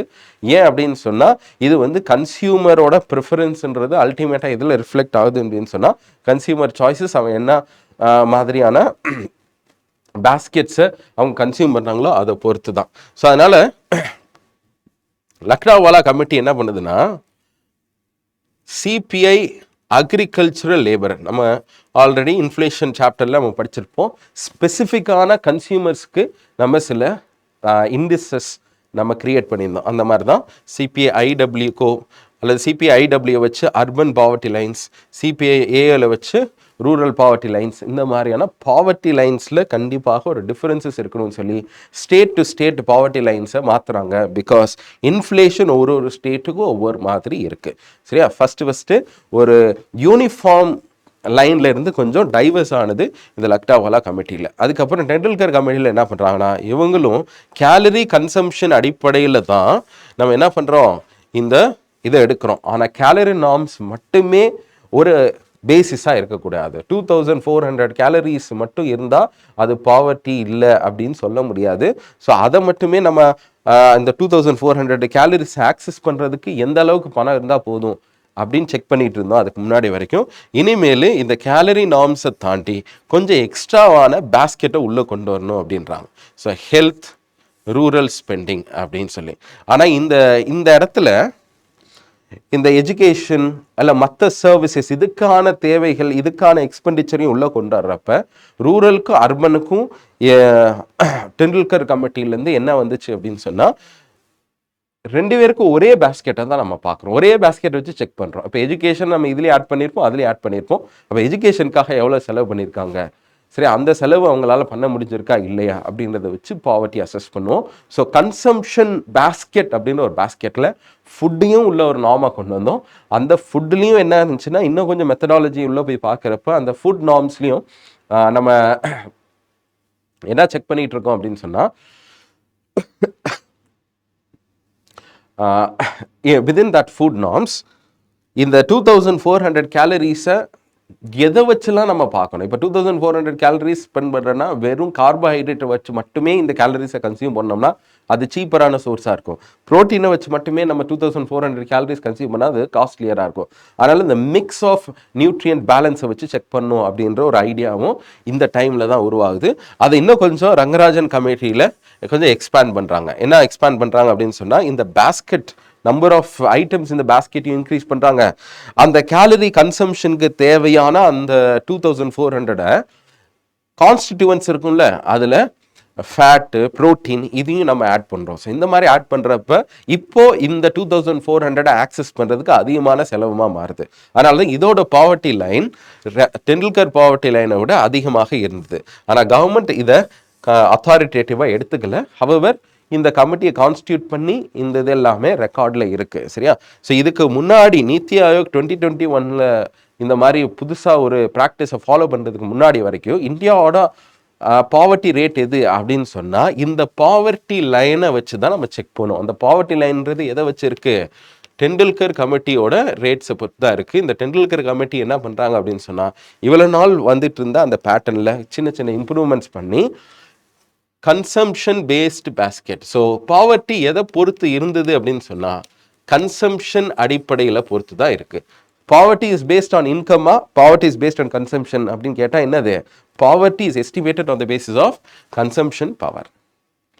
சரியா? ஸோ இது எல்லாமே இந்தியாவோட வளர்ந்துட்டு வந்துட்டு இருக்க சூழலுக்கு தகுந்த மாதிரி இல்லை. இந்த மாதிரி வெறும் ஒரு லைனை போட்டுட்டு இதுக்கு கீழே இருக்கவங்க போர் அப்படின்னு சொல்கிறது பாவர்ட்டியை இன்னும் கொஞ்சம் எஃபெக்டிவாக டேக்கிள் பண்ணாது. அப்படின்றதுனால நம்ம என்ன கவர்மெண்ட் டிசைட் பண்ணுறாங்க அப்படின்னு சொன்னால் புதுசாக நம்ம இன்னும் கொஞ்சம் பெட்டரான வேரியண்ட்குள்ளே போகலாம்.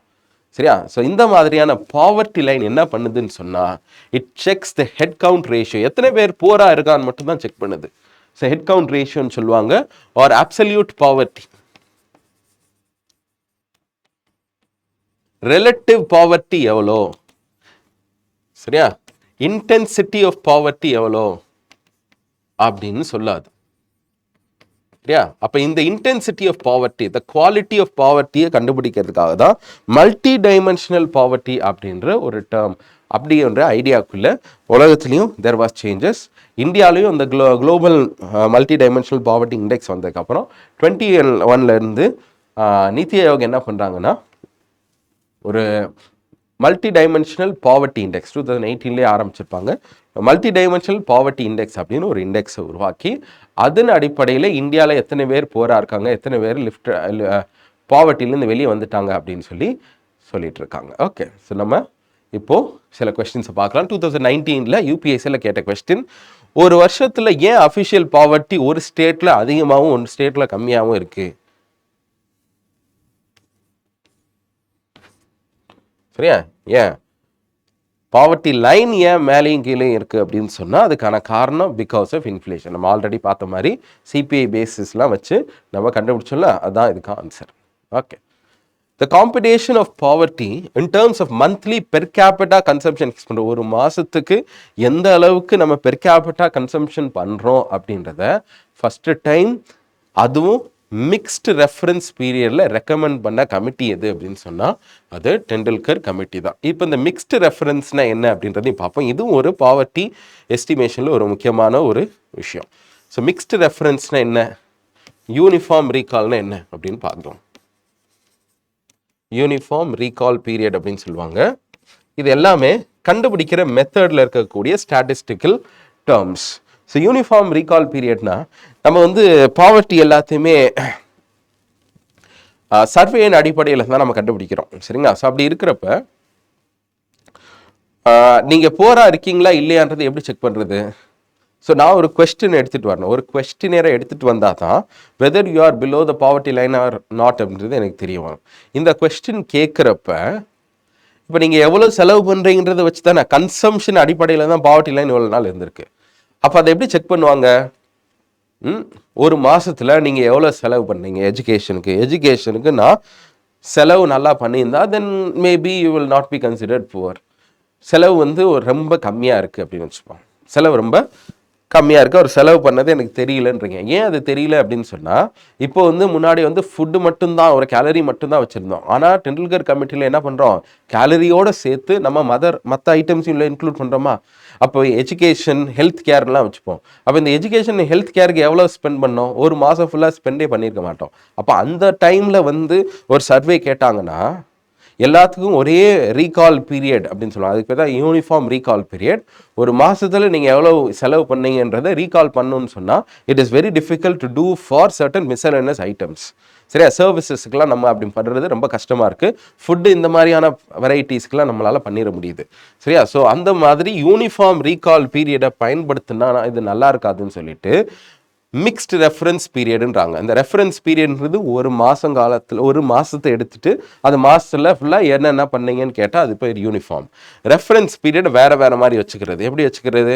மந்த்லி பேசிஸில் எவ்வளோ செலவு பண்ணீங்கன்ற ஒரு கேள்வியும் கேட்பாங்க, இயர்லி பேசிஸில் எவ்வளோ செலவு பண்ணீங்கன்னு கேட்கலாம், வீக்லி பேசிஸில் எவ்வளோன்னு கேட்கலாம். ஸோ இப்போ உதாரணத்துக்கு இதை ரெண்டை மட்டும் எடுத்துக்கலாம். This is how the government is doing. So monthly பேசிஸில் ஃபுட்டுக்கு, சரியா, டெலிகாமுக்கு, இந்த மாதிரியான ஆஸ்பெக்ட்ஸ்லாம் நம்ம ஆட் பண்ணலாம். ஓகே, ஸோ இயர்லி பேசிஸில் என்ன ஆட் பண்ணலாம்? இயர்லி பேசிஸில் ஹெல்த் கேர், எஜுகேஷன் இதில் ஆட் பண்ணலாமா? அப்போ ஐட்டம்ஸ் ஆஃப் எக்ஸ்பெண்டிச்சரை டிஃபரெண்ட் ரெஃபரன்ஸ் பீரியடை வச்சு கால்குலேட் பண்ணுறதுக்கு பேர் தான் மிக்ஸ்டு ரெஃபரன்ஸ் பீரியட் அப்படின்னு சொல்லுவாங்க. இந்த மிக்ஸ்டு ரெஃபரன்ஸ் பீரியடும் டெண்டுல்கர் கமிட்டி இப்போது மாடிஃபைடு மிக்ஸ்டு ரெஃபரன்ஸ் பீரியட்னு சொல்லி இந்த ஸ்டாட்டிஸ்டிக்ஸை இன்னும் கொஞ்சம் கூட வேரி பண்ணியிருக்கிறாங்க. ரீசண்டாக இந்த நேஷ்னல் மல்டி டைமென்ஷனல் பாவர்ட்டி இண்டெக்ஸில் கால்குலேட் பண்ணி அதில் கண்டுபிடிக்கிற மெத்தட்ஸை கூட. ஓகே, ஸோ நம்ம இதுக்குள்ளே போய் பார்ப்போம். ஓகே, ஸோ 23ல கேட்ட question, while determining poverty line in India, a minimum level of food requirement, clothing, இது எல்லாத்தையும் நான் எடுத்துக்கிறாங்க. ஆமாம், எஸ், எதெல்லாம் சப்சிஸ்டன்ஸுக்கு தேவையோ அது எல்லாத்துலேயும் உங்களால் செலவு பண்ண முடியுதான்னு செக் பண்ணுறாங்க. The accepted calorie requirement is this. சரி, இது கரெக்டா? ஆமாம், அதுவும் கரெக்ட். ஸோ ஆன்சர் வந்து both 1 and 2. Which of the following formulated the concept of poverty as a measurable development indicator in the Indian subcontinent? First இந்தியாவில் poverty லைனை கொண்டு வந்தது யாரு? Dadabhai Naoroji. So answer is 1. Multidimensional poverty இண்டெக்ஸில் எந்த இண்டிகேட்டர் இஸ் இன்க்ளூடட்? இதுதான் கேள்வி. சிஏபிஎஃப்ல கேட்டுக்கிறாங்க. மல்டிடைமென்ஷனல் பாவர்ட்டி இண்டெக்ஸில் இதில் எதை நம்ம இன்க்ளூட் பண்ணுறோம்? பெர் கேபிட்டா இன்கம் இன்க்ளூட் பண்ணுறோமா? கிடையாது. சரியா, இதையும் இதை பார்க்குறப்ப ஹியூமன் டெவலப்மெண்ட் இண்டெக்ஸ் மாதிரியே இருக்கும், ஆனால் அது இதுவும் கிடையாது. இயர்ஸ் ஆஃப் ஸ்கூலிங், சரி, லிட்ரஸி ரேட், லைஃப் எக்ஸ்பெக்டன்சி. சரி சரி, இப்போ நம்ம இந்த இதுக்குள்ளே வருவோம், அதுக்கப்புறம் பின்னாடி போகலாம். சரியா, நான் உங்களுக்கு அந்த இண்டிகேட்டர்ஸ்லாம் என்னன்னு சொல்லிடுறேன். ஸோ மல்டி டைமென்ஷனல் பாவர்ட்டி இண்டெக்ஸை பொறுத்தளவுக்கு 3 விஷயத்தை நம்ம செக் பண்ணுறோம். இதே தான், இந்த 3 ப்ராட் பேராமீட்டர்ஸ் வந்து ஹியூமன் டெவலப்மெண்ட் இண்டெக்ஸ்லையும் இதே தான் இருக்குது. ஆனால் இந்த ஹெல்த்தில் எதை செக் பண்ணுறோம் அப்படின்றது அங்கே கம்மியாக இருக்குது. சரியா, ஹெல்த்தை பொறுத்தளவுக்கு நம்ம என்ன செக் பண்ணுறோம் அப்படின்னு சொன்னால் லைஃப் எக்ஸ்பெக்டன்சி அட் பர்த்தை செக் பண்ணுறோம்.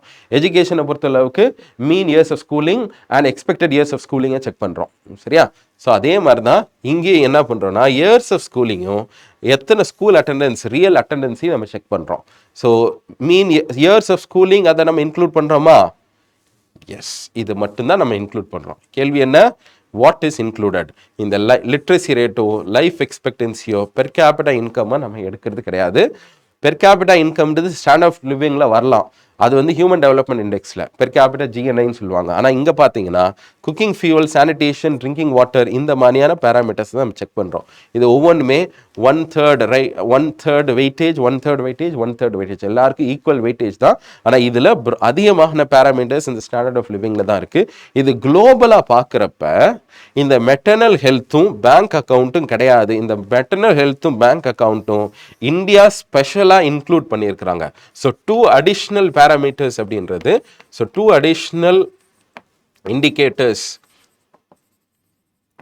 யார் ஆட் பண்ணுறா? நம்மளோட நீத்தி ஆயோக் ஆட் பண்ணியிருக்கிறாங்க. ஓகே, ஸோ இதை மட்டும் கொஞ்சம் கவனத்தில் வச்சுக்கணும். ஸோ ஹெல்த்தை எப்படி செக் பண்ணுறோன்னா nutrition and child mortality. So nutritional அவுட்கம்ஸை வச்சும் சைல்டு மோர்டாலிட்டியை வச்சு ஹெல்த்துன்ற பேராமீட்டர்ஸில் ஒருத்தவங்க புவராக இருக்காங்களே இல்லையான்னு செக் பண்ணுறோம். சரி, எப்படி செக் பண்ணுவோம் அப்படின்னு சொன்னால் நியூட்ரிஷனுக்காக சில கொஸ்டின்ஸ் நம்ம வச்சுருப்போம். ஒரு வருஷத்தில் இந்த மாதத்தில் உங்களால் இவ்வளோ செலவு பண்ண முடிஞ்சுச்சா, எவ்வளோ உங்களுக்கு வெயிட் இருக்குது, வெயிட் கூடி இருக்கா இல்லையா இப்படின்லாம் செக் பண்ணோம்னா will get to know. Okay, so அதே மாதிரி சைல்டு மோர்டாலிட்டி ரேட்ஸ் வச்சு செக் பண்ணலாமா? ஸோ இந்த மாதிரி இந்த 3க்கும் என்ன பண்ணுவாங்கன்னு சொல்ல சில கேள்விகள் கேட்பாங்க. ஒருவேளை அந்த ஆன்சர் வந்து இப்போது நியூட்ரிஷனில் were you able to find a meal in the last 1 week ஃபுல்லாக உங்களுக்கு ஒரு மீல் கிடச்சிச்சா, அட்லீஸ்ட் ஒரு ட்வைஸ் டேவாவது உங்களுக்கு மீல் இருக்குது அப்படின்னு ஒரு கேள்வியை நம்ம கேட்போமே. ஸோ அந்த மாதிரி ஒரு கேள்விக்கு நீங்கள் எஸ்ன்னு சொல்லிட்டீங்க அப்படின்னு சொன்னால் நோ ப்ராப்ளம். இல்லை நோன்னு சொல்கிறீங்கன்னா தென் அந்த பர்டிகுலர் பர்சன் இஸ் டிப்ரைவ்டு அப்படின்னு அர்த்தம். சரியா, ஸோ நியூட்ரிஷன் டெப்ரிவேஷன் அவருக்கு இருக்குது. இயர்ஸ் ஆஃப் ஸ்கூலிங் ரொம்ப கம்மியாக இருந்துச்சுன்னா அங்கே ஒரு டெப்ரிவேஷன் இருக்குது. இந்த மாதிரி ஒவ்வொரு லைன்லையும் டெப்ரிவேஷன் இருக்கா இல்லையான்னு நம்மளால் செக் பண்ண முடியும். குக்கிங் ஃபியூவல் அப்படின்றது சேஃபான குக்கிங் ஃபியூவல் இல்லைன்னா மறுபடியும் ஒரு டெப்ரிசியேஷன் அங்கே இருக்குது அப்படின்றத நம்மளால் பார்க்க முடியும். சரியா, ஸோ இது எல்லாத்தையும் நீங்கள் எடுத்து பார்த்தீங்கன்னா what you will get to know is இந்த டெப்ரிவேஷன் எல்லாம் சேர்த்து ஒரு 33% மேல உங்களுக்கு டெப்ரிவேஷன் இருந்துச்சு அப்படின்னு சொன்னா இதுக்குள்ள, then that person is considered as multidimensionally poor. சரியா? ஏதோ ஒரே ஒரு பேராமீட்டரை வச்சு ஒரு பாவர்ட்டியை செக் பண்ணுறது கிடையாது, மல்டி டைமென்ஷனை வச்சு ஒரு பாவர்ட்டியை செக் பண்ணுறோம். ஸோ 33% மேலே இந்த ஏதாவது ஒரு இடத்துல அவங்க வந்து சரியான இண்டிகேட்டர்ஸ்குள்ளே வரல அப்படின்னு சொன்னால் தென் தே ஆர் கன்சிடர்ட். அப்போ எத்தனை பேர் இந்த மாதிரி மல்டி டைமென்ஷன்லி போரா இருக்காங்க அப்படின்னு தெரிய வருமா? சரியா? ஸோ அதுதான் ஹெட் கவுண்ட் ரேஷியோ அப்படின்னு சொல்லுவாங்க, ஹெட். ஸோ எத்தனை பேர் போரா இருக்காங்கன்னு தெரிஞ்சிடுச்சு. அதில் எந்தெந்த ஏரியாஸில் எந்த அளவுக்கு டெப்ரிவேஷன் இருக்கணும்னு தெரிய வருமா? ஸோ ஒரு இதில் 33% டெப்ரிவேஷன் இருக்கும், ஒரு இதில் 66% இருக்கும். 33 வந்தாலே மல்டி டைமென்ஷனலி போர். ஆனால் ஒருத்தருக்கு 70% டெப்ரிசியேஷன் இருக்கலாம், அந்த லைன்லேருந்து 70% கீழே இருக்கலாம், 60% கீழே இருக்கலாம். அப்படின்லாம் நம்மளை பண்ண முடியுதா? ஸோ அதுக்கு பேர் என்ன அப்படின்னு சொன்னால் ஏன்னு சொல்லுவாங்க, இன்டென்சிட்டி அப்படின்னு சொல்கிறது, intensity of poverty. Head count ரேஷியோன்றது என்ன அப்படின்னு சொன்னா, it is the incidence of poverty. Incidence எத்தனை பேர் போரா இருக்குன்னு மட்டும் செக் பண்றது, மல்டிப்ளைட் பை த இன்டென்சிட்டி அப்படின்னு செக் பண்றப்ப தான் உங்களுக்கு என்ன தெரியுதுன்னு சொன்னா கொஞ்சம் ஹொலிஸ்டிக்கா உங்களுக்கு டேட்டா கிடைக்குது. சரியா? ஸோ மல்டி டைமென்ஷனல் பாவர்ட்டி உங்களுக்கு கிடைக்குது. ஸோ ரிலேட்டிவான டெப்ரிவேஷன்ஸ் பாவர்ட்டியை நம்மளால ஈஸியாக இது மூலமாக கண்டுபிடிக்க முடியும். ஸோ இதை பொறுத்தளவுக்கு answer years of schooling. Okay, Pradhan Mantri. இப்போ அடுத்து இந்த பாவர்ட்டி ரிலேட்டட்னா சில கொஸ்டின்ஸை நம்ம பார்த்துருக்குறோம். நம்ம நெக்ஸ்ட்டு எம்ப்ளாய்மெண்ட் ரிலேட்டடாக சில கொஸ்டின்ஸ்குள்ளே போகலாம். ஓகே, பிரதான் மந்திரி ஸ்ரம் யோகி மன்தன் யோஜனா. சரியா? ஸோ ஸ்ரம் யோகி மான்தன் யோஜனா அப்படின்னு சொன்னால் இது வந்து ஒரு பென்ஷன் ஸ்கீம். இந்த ஸ்கீம் யாருக்கு அப்படின்னு சொன்னால், ஸ்ரம யோகி அப்படின்னு சொல்கிறவங்க யார் அப்படின்னு சொன்னால் லேபரர்ஸ்னு அர்த்தம். சரி, அந்த லேபரர்ஸ் எஸ்பெஷலி யார் அப்படின்னு சொன்னால் அன்ஆர்கனைஸ்ட் லேபரர்ஸ். சரிங்களா? ஸோ அன்ஆர்கனைஸ்டு லேபரர்ஸ்க்காக கொண்டு வரப்பட்ட ஒரு பென்ஷன் ஸ்கீம் தான் இது. இதில் எந்த வயசுலேருந்து எந்த வயசு வரைக்கும் உள்ள இந்த ஸ்கீம்குள்ளே கொண்டு வரலாம்? ஃபர்ஸ்ட் ஒரு கேள்வி, age specific contribution shall be made by the beneficiaries. நீங்கள் எந்த ஏஜுக்குள்ளே உள்ள என்ட்ரு ஆறீங்களோ அதுக்கு தகுந்த மாதிரி கான்ட்ரிபியூஷன் பண்ணணுமா? ஆமாம், இதை நம்ம பண்ணணும். Each subscriber under the scheme shall receive a minimum pension of 3,000 per month after attaining 60 years. சரியா? ஒரு 60 வருஷம் கழிச்சு உங்களுக்கு 3000 ரூபா பென்ஷனாக கிடைக்கும். அப்படி அந்த பென்ஷனாக கிடைக்கணும்னா இங்கே சின்ன வயசுலேயே உள்ளே போயிட்டீங்கன்னா கம்மியாக கான்ட்ரிபியூட் பண்ணால் போதும். அதிகமாக ஒரு லேட்டாக போகிறீங்க என்ட்ரி பண்ணுறீங்கன்னு சொன்னால் அதிகமாக பண்ணணும். சரியா? அதனால தான் இந்த 2ம் கரெக்ட், 3ம் correct. Family pension is applicable to the spouse and the unmarried டாட்டரா அப்படின்னு சொன்னால் இந்த அன்மேரிட் டாட்டர் அங்கே வராது. ஸோ ஆன்சர் என்ன அப்படின்னு சொன்னால் 4 ரிமூவ் பண்ணியாச்சு. இப்போ ஆன்சர் 2 and 3 இது ரெண்டுத்துக்குள்ளே தான் இருக்கணும். 2 and 3 ரெண்டுமே கரெக்ட். 1 ஏன் தப்பு அப்படின்னு சொன்னால் 18 to 40 21 கிடையாது. சரியா? ஸோ பென்ஷன் ஸ்கீம்லேருந்து இவ்வளோ ரொம்ப பர்டிகுலரிஸ்டிக்காக கேள்வி கேட்டுக்கிறாங்க. ஸோ மற்ற பென்ஷன் ஸ்கீமோட அவங்க கம்பேரிசன் பண்ணுறேன். ஸ்ரம் யோகி மன்தன், அட்டல் பென்ஷன் யோஜனா அப்படின்னு ஒரு பென்ஷன் யோஜனா இருக்குது. நேஷ்னல் பென்ஷன் ஸ்கீம் ரொம்ப பாப்புலரானது இருக்குது. இந்த நேஷ்னல் பென்ஷன் ஸ்கீமுக்கும் இப்போ கவர்மெண்ட் இன்ட்ரடியூஸ் பண்ண யூனிஃபைட் பென்ஷன் ஸ்கீமுக்கும் ஒரு சின்ன டிஃப்ரென்ஸ் இருக்குது. ஃபர்ஸ்ட் நான் இதை பார்த்துட்டு நம்ம இதுக்குள்ளே வரலாம். சரியா? இதில் என்ன அப்படின்னு சொன்னால், இந்த ஸ்ரம் யோகி மன்தன்றது அன்ஆர்கனைஸ்ட் ஒர்க்கர்ஸ்க்கு. இந்த அட்டல் பென்ஷன் யோஜனாவும் ஆக்சுவலாக இந்த மாதிரி எந்த விதத்துலையும் பென்ஷன் ஸ்கீம் ஒரு பெனிஃபிட்டில் உள்ள வராத எத்தனையோ ப்ரைவேட்டான எம்ப்ளாயீஸ் வெளியே இருக்கிறாங்க. சரியா? அவங்களுக்கு ஒரு பெனிஃபிட்டை கொடுக்கணுன்றதுக்காக இந்த நேஷ்னல் பென்ஷன் ஸ்கீம்ன்றதுக்குள்ள கவர்மெண்ட்ஸும் வரலாம், ப்ரைவேட்ஸும் வரலாம். ஆனால் ப்ரைவேட்ஸ் வர்றப்ப இந்த மாதிரியான பென்ஷனுக்கு சப்ஸ்கிரைப் பண்ணுற அளவுக்கு யார் இருக்காங்கன்னா well paid corporate entities or நல்ல இன்ஸ்டிடியூஷன்ஸாக இருக்கக்கூடிய கார்பரேட்ஸ் தான் இதுக்குள்ளே வர்றாங்க. சரியா? கார்பரேட் என்பிஎஸ் அப்படின்னு சொல்லுவாங்க, அதுக்குள்ளே வந்துடுறாங்க.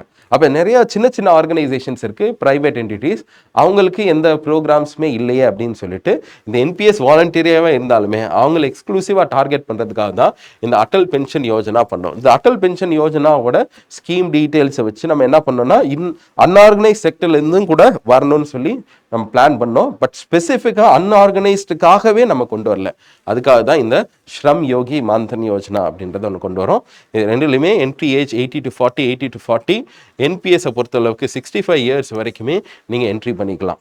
Indira Gandhi old age pension scheme அப்படின்னு ஒரு ஸ்கீம் கூட இருந்துச்சு. அதில் ரொம்ப எல்டர்லியாக இருக்கக்கூடிய புவர் பீப்புளுக்கு மட்டும்தான் இருக்கும். இதில் அவங்க எந்த விதத்துலையும் கான்ட்ரிபியூட் பண்ண மாட்டாங்க. கவர்மெண்ட் அவங்களுக்கு ஸ்கீம்ஸ் ஒரு ஊக்கத்தொகை மாதிரி ஒன்று கொடுக்கும். சரியா? ஸோ இதை விட்டுடலாம். இன்னைக்கு எல்லாமே இந்த மாதிரியான ஸ்கீம்ஸில் தான் இருக்குது. இந்த மூணுமே வாலண்டரி. கவர்மெண்ட்டை பொறுத்தளவுக்கு மேண்டேட்ரியாக இருக்கும். பட் மற்ற ப்ரைவேட்ஸாக இருந்தால் இது பண்ணிக்கலாம். ஸ்ரம் யோகி மான்தனில் கவர்மெண்ட் மேட்ச் பண்ணுவாங்க. என்பிஎஸ்ல எம்ப்ளாயர் கான்ட்ரிபியூஷன்றது டிஃபைன் ஆகிடும். யார் எவ்வளோ இது பண்ணணும்னு சொல்லிட்டு இதுவுமே பேஸ்ட் ஆன் யுவர் கான்ட்ரிபியூஷன். நீங்கள் எவ்வளோ நாளும் கான்ட்ரிபியூட் பண்ணலாம். எம்ப்ளாயர் சைடில் இருந்து அந்த கான்ட்ரிபியூஷன் வில் பி கேப்டு. சரியா? ஸோ இது வந்து ரொம்ப எம்ப்ளாயர் சென்ட்ரிக். எம்ப்ளாயர் கான்ட்ரிபியூஷன் இன்னும் அதிகமாக இருக்காது. ஸோ இங்கே கவர்மெண்ட் மேட்சிங் பண்ணுவாங்க. மேட்சிங் பண்ணுறாங்கன்னா என்ன அப்படின்னு சொன்னால், நீங்கள் என்ன போடுறீங்களோ அதுக்கு தகுந்த மாதிரி ஈக்குவலாக கவர்மெண்ட்டும் உங்கள் பேரில் ஒரு அமௌண்ட்டை போடுவாங்க. சரி, அட்டல் பென்ஷன் யோஜனாவை பொறுத்தளவுக்கு அப்படி கிடையாது. ஏஜ் ஸ்பெசிஃபிக் தான். நீங்கள் எந்த ஏஜ்லாம் என்ட்ரு ஆகலாம். உங்களுக்கு வந்து பென்ஷன் வந்து 1000லேருந்து 5000 வரைக்கும் அப்படின்ற மாதிரி வித்ட்ரா பண்ணுறதுக்கான ஒரு ஸ்கீம் இருக்குது. மேக்ஸிமம் 5000 மாதிரி இருக்கும். ஆனால் இங்கே பொறுத்தளவுக்கு இந்த மேக்ஸிமம் அமௌண்ட்டுன்றதோ மினிமம் அமௌண்ட்டுன்றதோ எந்த கேரண்டியும் கிடையாது. காரணம் என்ன அப்படின்னு சொன்னால், கம்ப்ளீட்டாகவே நீங்கள் போடுற இந்த பர்டிகுலர் கான்ட்ரிபியூஷன்ஸ் யார் மேனேஜ் பண்ணுவாங்கன்னு சொன்னால், என்பிஎஸ் அப்படின்ற ஒரு ட்ரஸ்ட் இருக்கிறாங்க. NPS trust. அந்த trust is operating under the PFRDA, pension funds regulatory development authority கீழே ஒரு பென்ஷன் ட்ரஸ்ட் இருக்குது. இவங்க என்ன பண்ணுவாங்கன்னா, இந்த கலெக்ட் ஆகக்கூடிய அமௌண்ட் எல்லாத்தையுமே ஷேர் மார்க்கெட்ஸில் இன்வெஸ்ட் பண்ணுவாங்க. சரி, அப்போ நீங்கள் சூஸ் பண்ணிக்கலாம் உங்களோட கான்ட்ரிபியூஷனில் எவ்வளோ பெர்சன்டேஜை நீங்கள் ஷேர் மார்க்கெட்லேயோ எக்விட்டிஸ்லையோ இல்லை டெட் மார்க்கெட்லேயோ போடணும்னு சொல்லிட்டு இந்த மாதிரியே நீங்கள் சப்ஸ்கிரைப் பண்ணுறதா இருந்தால் உங்களுக்கு ஒரு ஆப்ஷன்ஸ் கொடுப்பாங்க. ஸோ மார்க்கெட்டோட பெர்ஃபார்மன்ஸுக்கு தகுந்த மாதிரி தான் உங்களுக்கு கிடைக்க போகுது. அதனால் மார்க்கெட் ரிஸ்க் இங்கே இருக்கும். சரியா? ஸோ இந்த ஸ்கீம்லேயும் சரி அட்டல் பென்ஷன்லையும் இங்கே என்ன போட்டாலும் அஷ்யோர்டாக உங்களுக்கு ஒரு ரிட்டர்ன்ஸ் கிடைக்க போகுது. இப்போ என்பிஎஸ்ல அஷ்யோர்ட் ரிட்டர்ன்ஸ் இல்லை அப்படின்றதுனால old pension scheme was considered to be better by many.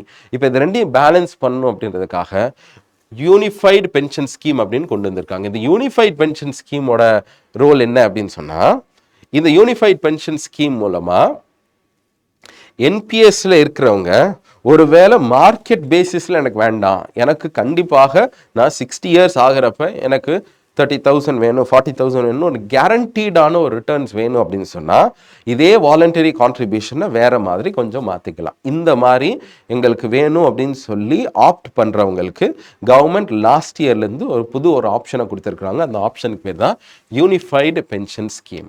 சரிங்களா? ஃபைன்.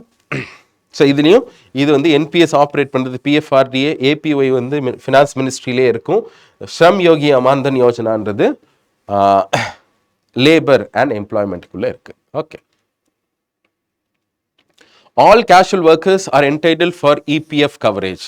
சரி, இபிஎஃப் ஓட ஆக்டில் இவங்களுக்கு கொடுக்கணும் இவங்களுக்கு கொடுக்கக்கூடாதுன்னு, even though it is meant for organised sector. சரியா? 10க்கும் மேலே இருக்கக்கூடிய ஒரு 20க்கும் மேலே இருக்கக்கூடிய செக்மெண்ட்ஸுக்கு தான் இவங்களோட மெயின் டார்கெட்டாக இருந்தால் கூட இதில் என்ன நம்ம பார்க்குறோம் அப்படின்னு சொன்னால், தே ஆர் என்டைட்டில் தான். கேஷுவல் ஒர்க்கர்ஸாக இருந்தாலுமே அவங்க they are entitled அப்படின்னு பார்க்குறோம். Casual workers R entitled for regular working hours and over time payment. அதுவும் correct.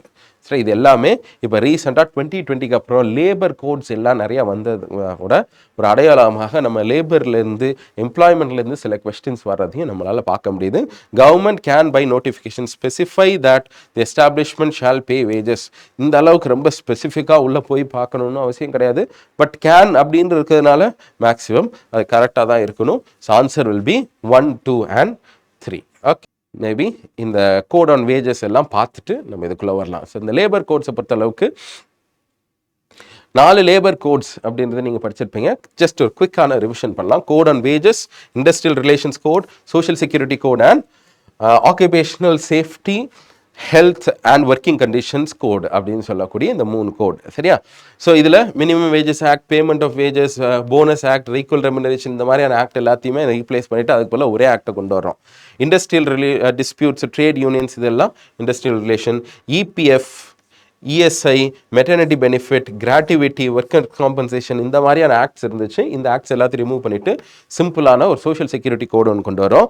Factory acts, mines act, contract labours act, இந்த மாதிரி நிறைய ஆக்ட்ஸ் இருந்துச்சு. இந்த ஆக்டுக்கு பதிலாக ஆக்குபேஷனல் சேஃப்டி அப்படின்ற ஒரு ஆக்டை கொண்டு வரோம். சரி, அது ஒவ்வொன்றுக்கும் ஒவ்வொரு பர்பஸ் இருக்குது. இதோட பர்பஸ் என்ன அப்படின்னு சொன்னால், யூனிஃபார்ம் மினிமம் வேஜஸ் இருக்கணும். இதில் தான் இந்த ஃப்ளோர் மினிமம் அப்படின்ற ஒரு கான்செப்ட் வருது. இப்போ ஃப்ளோர் மினிமம்னா என்ன அப்படின்னு சொன்னால், நேஷனல் ஃப்ளோர் கவர்மெண்ட் என்ன பண்ணிடுறாங்கன்னா, இந்த பர்டிகுலர் வேஜஸில் இதுதான் வந்து ஃப்ளோர் மினிமம் அப்படின்றத அனௌன்ஸ் பண்ணிடுவாங்க.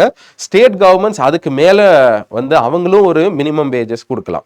சரி, இதுதான் லைன்னு அவங்க பிரிக்கலாம். ஆனால் எல்லா இடத்துலையும் இந்த லைன் சென்டரோட லைனுக்கு கீழே போகக்கூடாது. அதனால தான் அதை நேஷனல் ஃப்ளோர் மினிமம் சொல்கிறோம். ஸோ இண்டஸ்ட்ரியல் ரிலேஷன்ஸ் கோடை பொறுத்தளவுக்கு இந்த டிஸ்பியூட்ஸ், ட்ரேட் டிஸ்பியூட்ஸ் இதெல்லாம் சில நேரம் எம்ப்ளாயர் ஃப்ரெண்ட்லியாகவும் இல்லை அப்படின்றதுனால இந்த பர்டிகுலர் ஆக்டில் ஒரு முக்கியமான ஒரு விஷயம் வருது, இந்த ஃபிக்ஸ்டு டேர்ம் எம்ப்ளாய்மெண்ட் அப்படின்னு சொல்லி. இந்த ஃபிக்ஸ்டு டேர்ம் எம்ப்ளாய்மெண்ட்னா ஒரு ஆளை 5 வருஷத்துக்காக மட்டும்தான் அப்பாயிண்ட் பண்ணுறது. அப்போ ரெகுலராக நம்மளுக்கு எப்போவுமே நம்மளோட வேலைக்கு எந்த விதத்துலையும் ஆபத்து இல்லை அப்படின்ற மாதிரியான ஒரு கண்டிஷன்ஸ் இன்னைக்கு ப்ரைவேட் ஃபர்ம்ஸில் எக்ஸிஸ்ட் ஆகிறது கிடையாது. எப்பவும் பெருசாக இருந்ததில்லை. பட் என்ன அப்படின்னு சொன்னால், நவ் அது ஒரு லீகல் ப்ரொடெக்ஷன் இருந்துச்சு. உங்களுக்கு ட்ரேட் மெம்பராக இருக்கீங்க, யூனியன் மெம்பராக இருக்கீங்கன்னு சொன்னால் இந்த மாதிரி டிஸ்பியூட்ஸ்லாம் பண்ணிகிட்டு இருப்போம். இப்போது இந்த ஃபிக்ஸ்ட் டேர்ம் எம்ப்ளாய்மெண்ட் அப்படின்றத கவர்மெண்ட் என்ன பண்ணுறாங்கன்னா, கொஞ்சம் ப்ரொமோட் பண்ணுறதுக்கும் கொஞ்சம் ஃபெசிலிட்டேட் பண்ணுற மாதிரி இந்த பர்டிகுலர் கோடில் இருக்குது. ஸோ சோஷியல் செக்யூரிட்டி ஆக்டை பொறுத்தளவுக்கு சோஷியல் செக்யூரிட்டி இப்போது கிக் ஒர்க்கர்ஸுக்கும் பிளாட்ஃபார்ம் ஒர்க்கர்ஸுக்குமே நம்ம இது பண்ணுறோம். ஸோ கிக் ஒர்க்கர், பிளாட்ஃபார்ம் ஒர்க்கர்னா யாருன்னு இந்த மாதிரி அப்ளிகேஷன்ஸ்ல அக்ரிகேட்டர்ஸ்ல ஒர்க் பண்றவங்க, அவங்க வந்து இந்த ட்ரெடிஷ்னலான எம்ப்ளாயின்ற ரிலேஷன்ஷிப்குள்ள இருக்கிற மாட்டாங்க. எப்பனாலும் அவங்க சைன் ஆஃப் பண்ணலாம். சரி, அப்போ கண்ட்ரோல்குள்ளேயோ இல்லை அவங்களோட ஒர்க்கிங் கண்டிஷன்ஸ்குள்ளே வர மாட்டாங்க. அவங்கள தான் என்னன்னு சொல்கிறோம் அப்படின்னு சொன்னால் கிக் ஒர்க்கர்ஸ். கிக்ன்றது என்ன அப்படின்னு சொன்னால் ஒரு ஃப்ரீ லான்சிங் பண்ணுறது தான் கிக்னுவாங்க. இன்றைக்கி வந்து இந்த நிறைய அப்ளிகேஷன்ஸ், டெக்னாலஜிஸ், இந்த ஜொமேட்டோ, ஊபர், ரேப்பிடோ இந்த மாதிரிலாம் வந்ததுனால இந்த பிளாட்ஃபார்ம் ஒர்க் வந்து அதிகமாகிடுச்சு. And therefore there is a need to recognise gig work.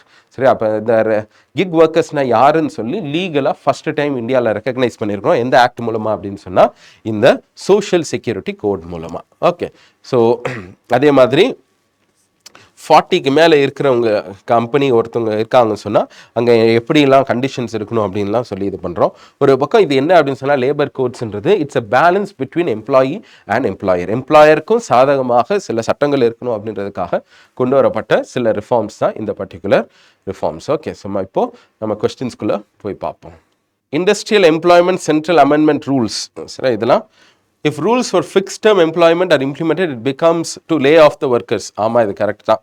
சரி, இப்போ வந்து அது ரூல்ஸாக தான் நம்ம 2018 கொண்டு வந்தோம். அதுக்கப்புறம் அந்த கோடாகவே இண்டஸ்ட்ரியல் ரிலேஷன்ஸ் கோட் மூலமாகவே இந்த ஃபிக்ஸ்ட் டேர்ம் எம்ப்ளாய்மெண்ட் அப்படின்றத கொஞ்சம் நம்ம இம்ப்ளிமெண்ட் பண்ணிட்டோம். So no notice of termination shall be necessary in the case of temporary ஒர்க்மென்.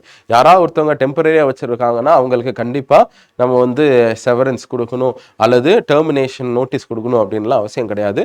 So ஈஸியாக ஹையர் அண்ட் ஃபயர் அப்படின்ற மாதிரியான ஒரு சிஸ்டம் அப்படின்றது உள்ள வருது. சரிங்களா? ஸோ அதனால் answer is both 1 and 2. Kaushal Vikas Yojana கொஞ்சம் ஸ்கில்லிங் ரிலேட்டடாக ஸ்கீம்ஸ் வந்துருக்கு.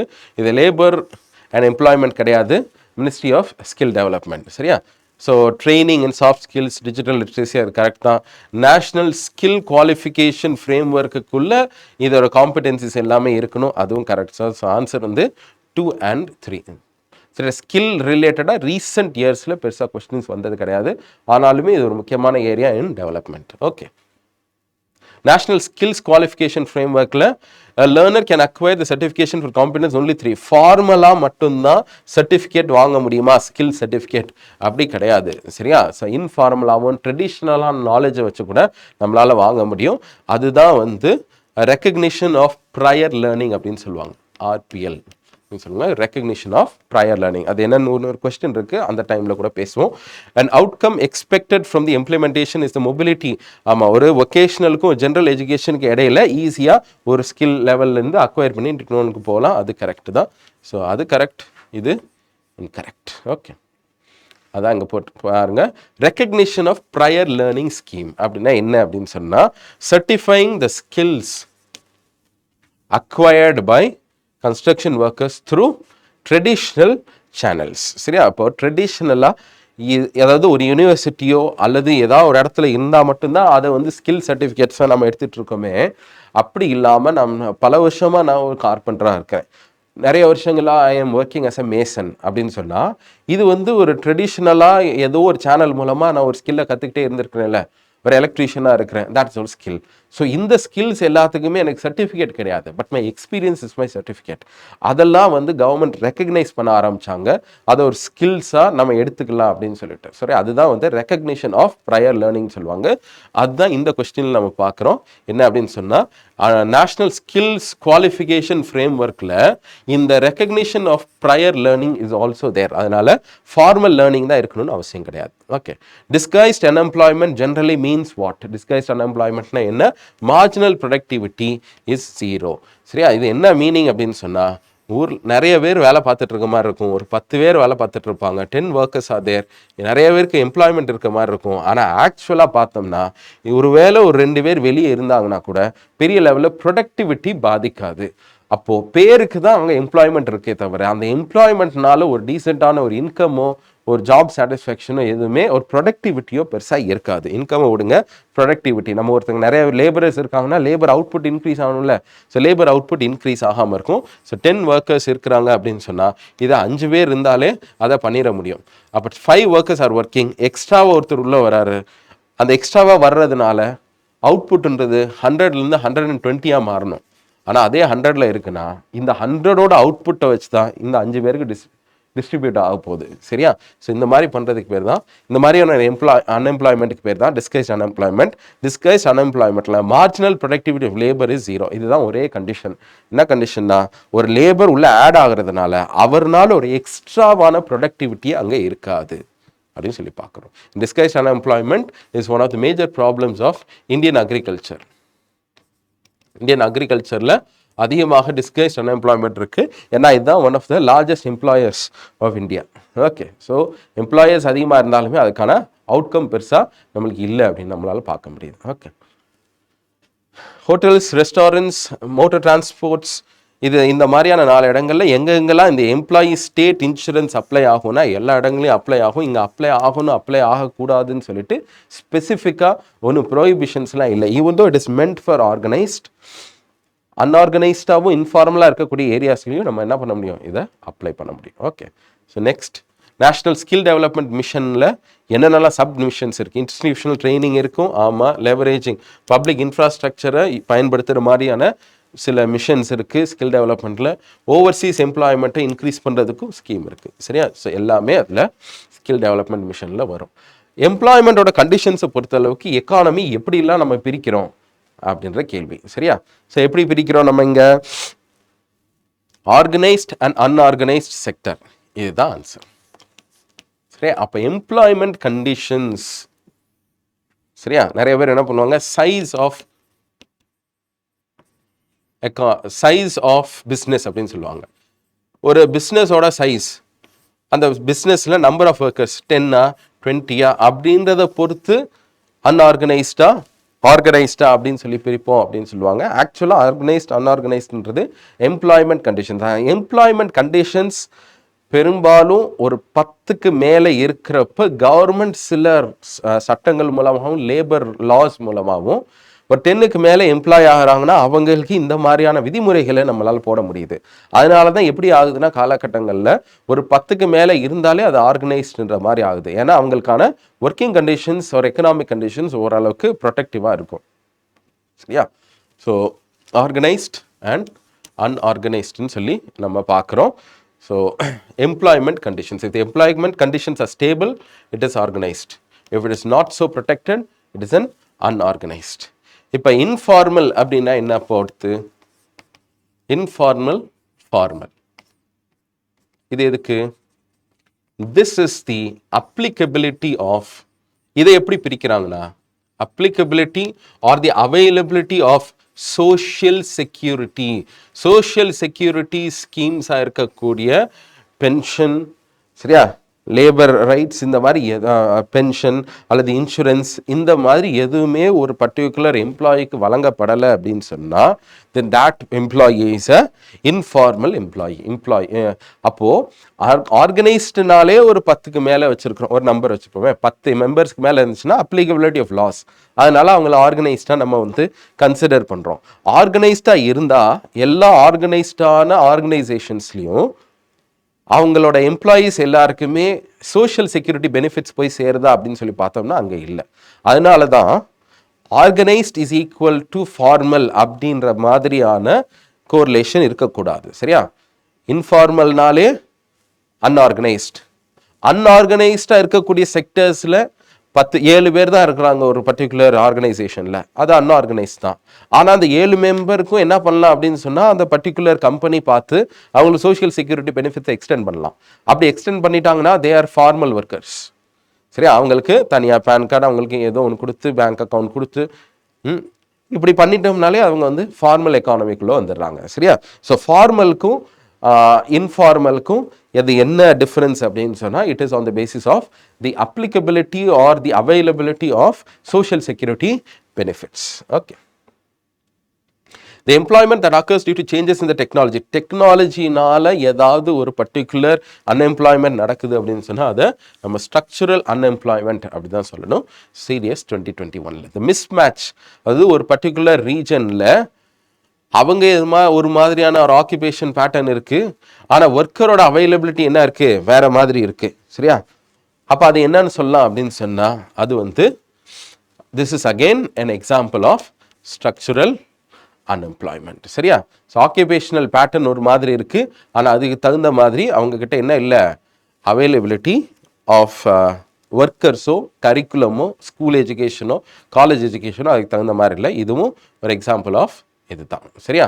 National rural employment guarantee act 2005 175 டேஸா இல்லை 100 டேஸ்.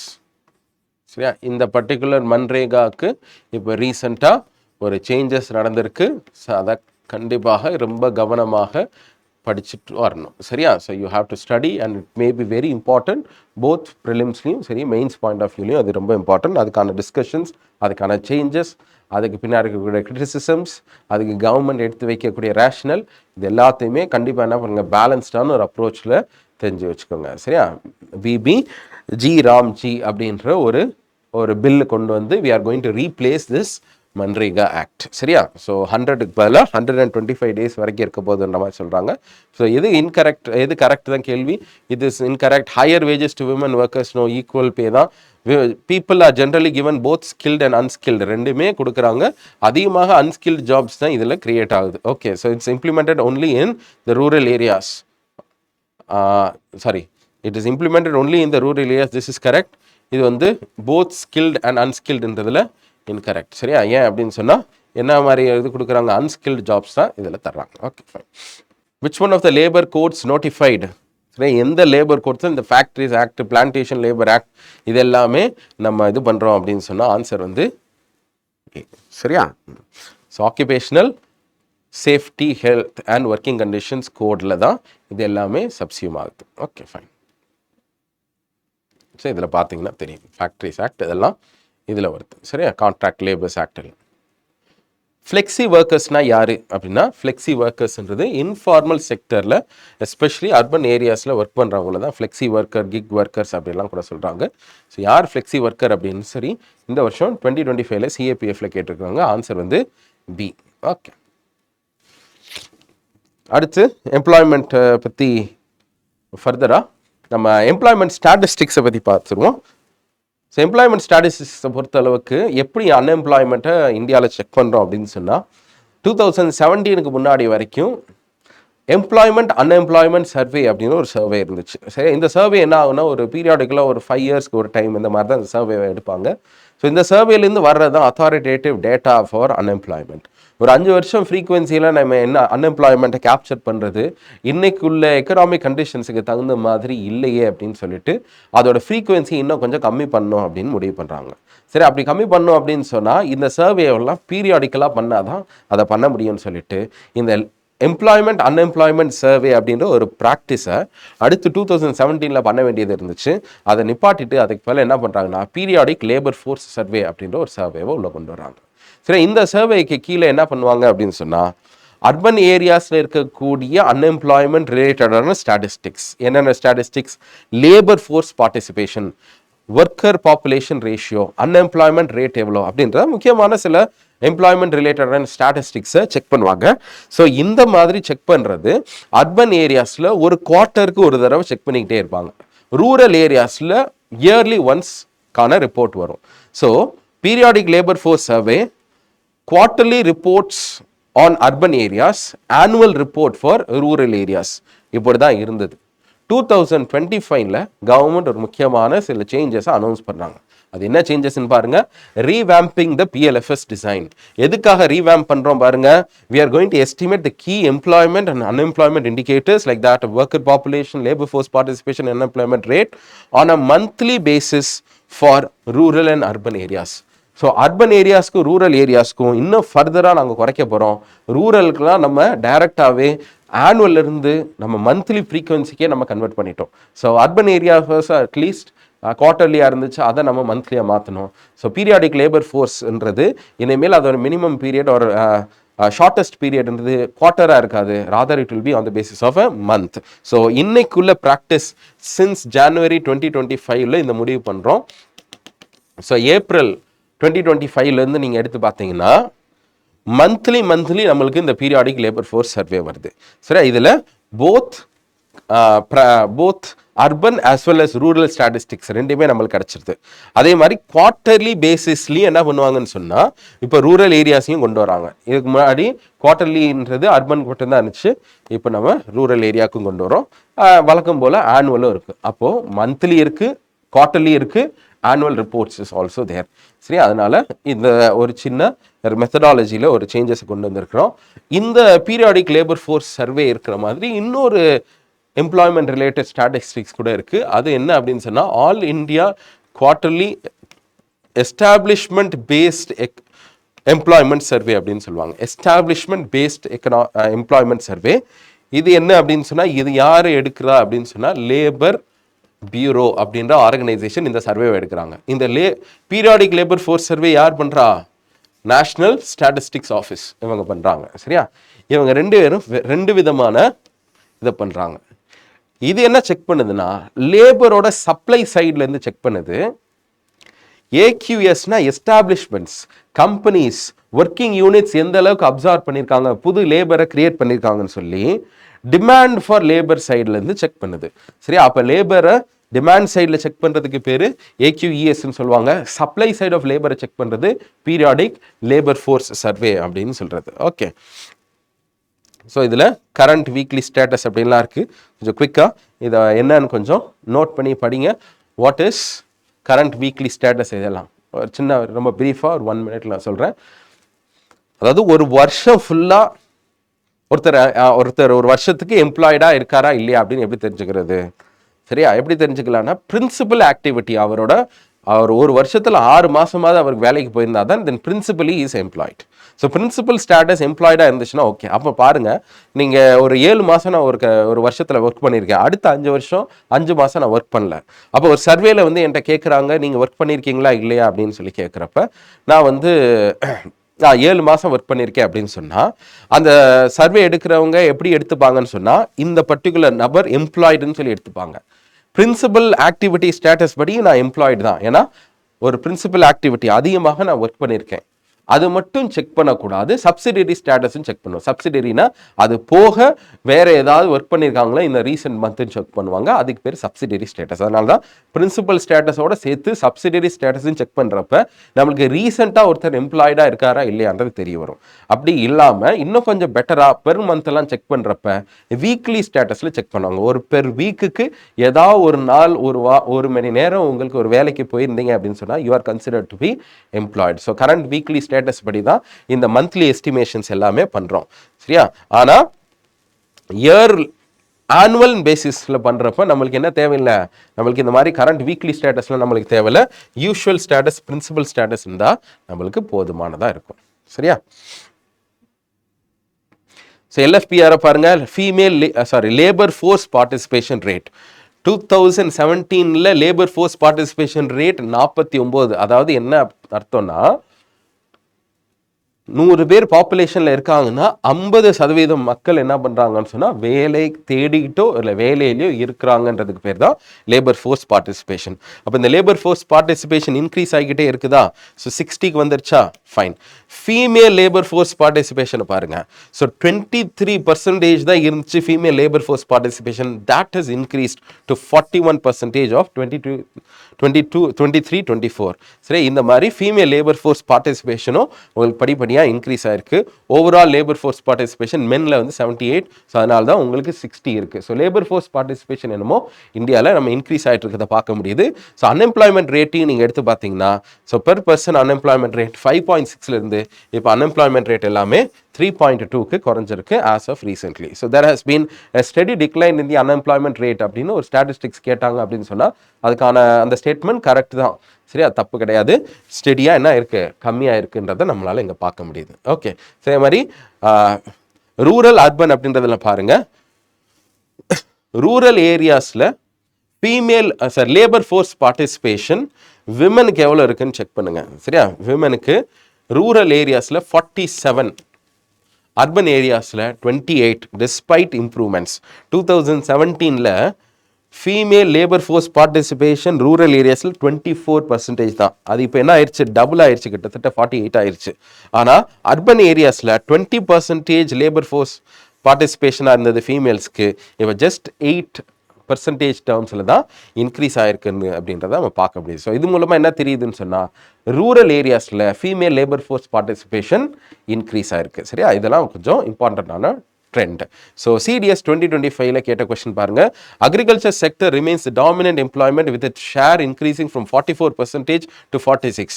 இப்போவும் 46% இவங்க கான்ட்ரிபியூட் பண்ணுறாங்க அப்படின்னு சொன்னால் ஆமாம், இது கரெக்ட் தான். The share of female workers in agriculture has increased during 2017 23 வரைக்கும் ஃபீமேல் ஒர்க்கர்ஸோட பார்ட்டிசிபேஷன் டெஃபினட்டாக இன்க்ரீஸ் ஆயிருக்கு. அந்த ஒரு காரணத்தினால தான் ரூரல் ஏரியாஸில் லேபர் ஃபோர்ஸ் இன்க்ரீஸ் ஆகிறத நம்மளால் பார்க்க முடியுது. ஸோ ஆன்சர் வந்து both 1 and 2. சரியா, ஸோ இந்த பிஎல்எஃப்எஸ் பற்றி கொஞ்சம் நல்லா படிச்சுக்கோங்க. ஸோ இந்தியாவில் பொறுத்த அளவுக்கு எது வந்து இண்டஸ்ட்ரியல் டிஸ்பியூட்ஸ் எவ்வளோ நடந்திருக்கு, ரிட்ரென்ச்மெண்ட்ஸ் என்ன, க்ளோஷர்ஸ் என்ன, எத்தனை பேரை லே ஆஃப் பண்ணியிருக்கிறோம், எத்தனை பேரை பெஞ்சில் வச்சுருக்கிறோம், இந்த மாதிரியான எல்லா விஷயங்களையும் இதுக்கான டேட்டாவை கம்பைல் பண்ணுறது யார் அப்படின்னு சொன்னால் லேபர் பியூரோ இதை கம்பைல் பண்ணுறாங்க. சரியா, ஸோ ஆன்சர் இஸ் சி. அடுத்து நம்ம இண்டஸ்ட்ரீஸ்குள்ளே போகலாம். அதுக்கு ஃபர்ஸ்ட் கொஸ்டின் பாருங்கள், which among the following financial institutions reports the monthly purchasing managers index? Purchasing managers index அப்படின்றத யாரு இங்க வெளியே விடுறா? So purchasing managers index for services, purchasing managers index for goods அப்படி கூட நம்மளுக்கு கமாடிட்டிஸ் கூட இருக்கும். ஸோ ரெண்டுக்குமே இருக்கும். சரியா, ப்ராடக்ட்ஸ்க்கும் இருக்கும், சர்வீசஸ்க்கும் இருக்கும். இது யாரை ரிலீஸ் பண்ணுறான்னா ஹெச்எஸ்பிசி. இதுக்கு முன்னாடி எஸ்என்பி அப்படின்ற ஒரு ஆர்கனைசேஷன் ஸ்பான்சர் பண்ணியிருந்தாங்க. இப்போ ஹெச்எஸ்பிசி அப்படின்றவங்க தான் அந்த பேங்க் தான், குளோபல் பேங்க். இந்தியாலையும் அவங்க சப்சிடரி பேங்க்ஸ்லாம் வச்சுருக்காங்க. They are the ones who are responsible for this. Okay, இது என்ன ஃபஸ்ட்டு? சரியா, பர்ச்சேசிங் மேனேஜர்ஸ் இண்டெக்ஸ்னால் என்ன? இண்டஸ்ட்ரியல் ஆக்டிவிட்டியை பொறுத்தளவுக்கு நம்ம எப்படி மெஷர் பண்ணுறோம் அதை அப்படின்னு சொன்னால் 2 விதங்களில் மெஷர் பண்ணுறோம். ரொம்ப முக்கியமான ஒரு பாயிண்ட் வந்து இண்டெக்ஸ் ஆஃப் இண்டஸ்ட்ரியல் ப்ரொடக்ஷன். ஒரு இண்டஸ்ட்ரியிலேருந்து எவ்வளோ ப்ரொடியூஸ் ஆகுது அப்படின்னு செக் பண்ணுற அந்த இண்டெக்ஸ் தான் ஐஐபி. இன்னொரு இண்டெக்ஸ் இருக்குது, அதுதான் இந்த பர்ச்சேசிங் மேனேஜர்ஸ் இண்டெக்ஸ். இந்த ஐஐபின்றது யார் பண்ணுறாங்க அப்படின்னு சொன்னால் நேஷ்னல் ஸ்டாட்டிஸ்டிக்ஸ் ஆஃபீஸ். ஆனால் இந்த ஐஐபிக்குள்ளே முக்கியமான சில இண்டஸ்ட்ரீஸ்லாம் உள்ள ஆட் பண்ணியிருக்கிறோம். அதில் 8 விதமான இண்டஸ்ட்ரீஸ் இருக்குது.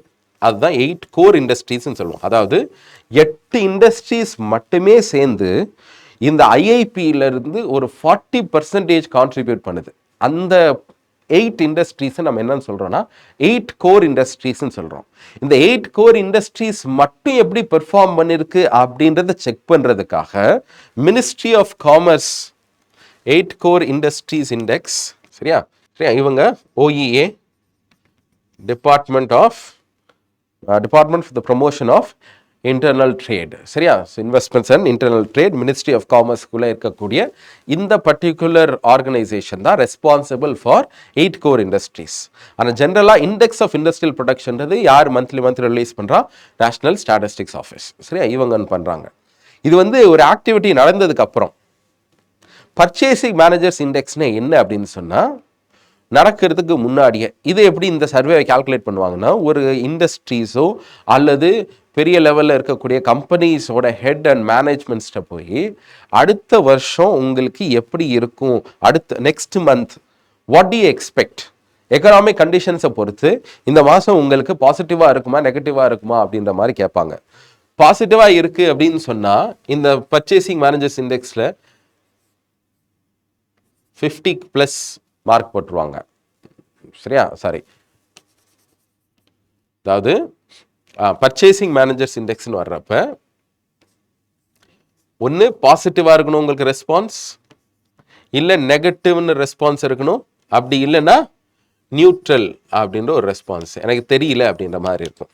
சரியா? அப்போ நெகட்டிவ் அப்படின்னு இருந்துச்சுன்னா ரேங்க் 0. சரி, அதுக்கு மார்க் போடுவாங்க. நெகட்டிவ்னு ஒருத்தர் சொல்கிறாருன்னா அதுக்கு 0. ஒருத்தர் சொல்லுவார் பாசிட்டிவாக இருக்குது அப்படின்னு சொன்னால் ரேங்க் 100 கொடுத்துருவாங்க. சரியா? நியூட்ரல் அப்படின்னு சொல்கிறாங்கன்னா 50. சரி, அப்படி நீங்கள் செக் பண்ணிக்கிட்டே இருக்கிறீங்க அப்படின்னு சொன்னால் எல்லாமே எப்படி இருக்குன்னா, ஒன்று 50க்கு மேலே இருக்கும், அப்படி இல்லைன்னா 50க்கு கீழே இருக்கும். சரி, இப்படி தான் இந்த இண்டெக்ஸ் ஷோ ஆகும். If it is above 50, it means that there is an optimism among the industry players. Industry players எல்லாமே என்ன நினைக்கிறாங்கன்னா, நல்லா தான் க்ரோ ஆகிறதுக்கு வாய்ப்புகள் இருக்குது அப்படின்ற மாதிரி ஒரு எக்ஸ்பெக்டேஷன் வச்சுருக்காங்கன்னு அர்த்தம். and therefore purchasing managers indexன்றது 50+50க்கு மேலே இருந்துச்சுன்னு சொன்னால் ஒரு பாசிட்டிவாக இருக்குன்னு அர்த்தம். 50க்கு கீழே 48 அப்படின்லாம் இருந்துச்சுன்னு சொன்னால் இந்த வருஷம் ஓரளவுக்கு ஓவராலாக நெகட்டிவான சென்டிமெண்ட் இருந்திருக்குன்னு அர்த்தம். சரியா? ஸோ இந்த மாதிரி இண்டஸ்ட்ரியல் ஆக்டிவிட்டியை ஒன்று ஆக்டிவிட்டி வந்ததுக்கு அப்புறம் செக் பண்ணுறதுக்கு பேர் IIP, which the government is doing. ஒரு ப்ரைவேட்டான ஒரு ஆர்கனைசேஷன் அதை பண்ணுறாங்க, அதுக்கு பேர் பர்ச்சேசிங் மேனேஜர்ஸ் இண்டெக்ஸ். உலகம் ஃபுல்லாக நிறைய இடங்களில் பண்ணுறாங்க.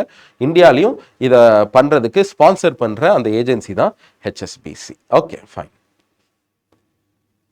8 கோர் இண்டஸ்ட்ரியில் ஹையஸ்ட் வெயிட்டேஜ் எதுக்கு கொடுத்துருக்குறோம்?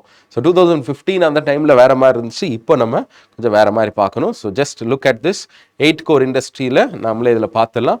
பெட்ரோலியம் ரிஃபைனரி தான் இருக்கிறதுலே ஹையஸ்ட். அதுக்கப்புறம் எலக்ட்ரிசிட்டி, ஸ்டீல் இதெல்லாம் வருதா? ஸோ ஆன்சர் என்ன அதில்? ஸோ பழைய இதில் என்ன இருந்துச்சு? 8 கோர் இண்டஸ்ட்ரியில் எலக்ட்ரிசிட்டி இருந்துச்சு. இப்போது ரீசன்ட் டைம்ஸில் பெட்ரோலியம் அண்ட் ரிஃபைனரி அதில் வந்துருச்சு. சரியா? ஸோ இந்த 8 இதையும் கொஞ்சம் பார்த்துக்கோங்க. லோவஸ்ட்டாக இருக்கிறது ஃபர்டிலைசர்ஸ். ஓகே, 8 கோர் இண்டஸ்ட்ரியில் which among the following are there in the 8 core industry? எது இதெல்லாம் 8 கோர் இண்டஸ்ட்ரியில் இருக்குது? சிமெண்ட் இருக்கா? நம்ம இதில் பார்த்தோம். சரி, petrol, electricity, steel, coal, crude oil, natural gas, cement and fertiliser. So natural gas இருக்குது, ரிஃபைனரி ப்ராடக்ட்ஸ் இருக்குது. எது இல்லை? டெக்ஸ்டைல்ஸ் இல்லை. அப்போது 5 நம்ம ரிமூவ் பண்ணுறோம். ஸோ 5 ரிமூவ் பண்ணோன்னா 1, 2, 3 and 4. சரியா? டிபார்ட்மெண்ட் ஆஃப் ப்ரமோஷன் என்ன பண்ணுறாங்கன்னா, இந்த DPI 18 சொன்னோமா, ரீசெண்டாக பேஸ் இயரை மாற்றிருக்கிறதாக சொல்கிறாங்க. So base year for, put it in the comment, what is the base year for the index of industrial production? IIPக்கு என்ன base year? Which one of the following is not one of the 8 core industries? எது? Rubber products. அடுத்து சில இண்டஸ்ட்ரீஸை பொறுத்தளவுக்கு இண்டஸ்ட்ரியை support பண்ணக்கூடிய அதுக்கான ports இதிலிருந்துலாம் questions வருது, நம்ம இங்கே பார்க்க முடியுது. So national automotive board ministry of commerce and இண்டஸ்ட்ரிக்குள்ளே வருதா அப்படின்னு சொன்னால் நோ, இட் இஸ் நாட். இந்த நேஷ்னல் ஆட்டோமோட்டிவ் போர்டுன்றது மினிஸ்ட்ரி ஆஃப் ஹெவி இண்டஸ்ட்ரிக்குள்ளே வருது. ஓகே, குவயர் போர்டுன்றது எதுக்குள்ளே வருது அப்படின்னு சொன்னால் ministry of micro small and என்டர்பிரைசஸ்குள்ளே வருது. The national centre for trade information, so அதுதான் எங்கே வருது? இதில் வருது. ஸோ எல்லாமே ஸ்வாப் ஆகிருக்கு. எது கரெக்டுன்னு பார்த்தா எதுவுமே கரெக்ட் கிடையாது. சரியா? ஸோ அதனால் இந்த மாதிரியான போர்ட்ஸு, இதுக்குள்ளே இருக்கக்கூடிய காமர்ஸ் போர்ட்ஸ், சரியா, டீ போர்ட்ஸ் அப்படின்னா அக்ரிகல்ச்சரில் பார்க்குறப்ப அந்த மாதிரி காமர்ஸை சப்போர்ட் பண்ணுறதுக்கு, ஒரு பர்டிகுலர் கமாடிட்டியை சப்போர்ட் பண்ணுறதுக்கான போர்ட்ஸ், ஒரு இண்டஸ்ட்ரியோட வளர்ச்சிக்கு இருக்கக்கூடிய ரெகுலேட்டரி போர்ட்ஸ், இதுலேருந்துலாம் கொஸ்டின்ஸ் வர்றதையும் நம்ம ட்ரெண்ட்ஸில் பார்க்க முடியுது. ஸோ இதை நம்ம பார்க்குறோம். அடுத்து பாருங்கள், BAS அப்படின்ற ஒரு ஸ்டாண்டர்ட்ஸ். இது வந்து ஆட்டோமோட்டிவ் டயர்ஸ்க்கும் டியூப்ஸுக்கும் இப்போ மேண்டேட்ரியாக இருக்குது. ஆமாம், BAS ஸ்டாண்டர்ட்ஸ் இருந்தால் மட்டும்தான் அதை பண்ண முடியும். அது correct. Agmark is a quality certification issued by the food and இது கிடையாது. சரியா? அக்மார்க்ன்றது இந்தியாவோட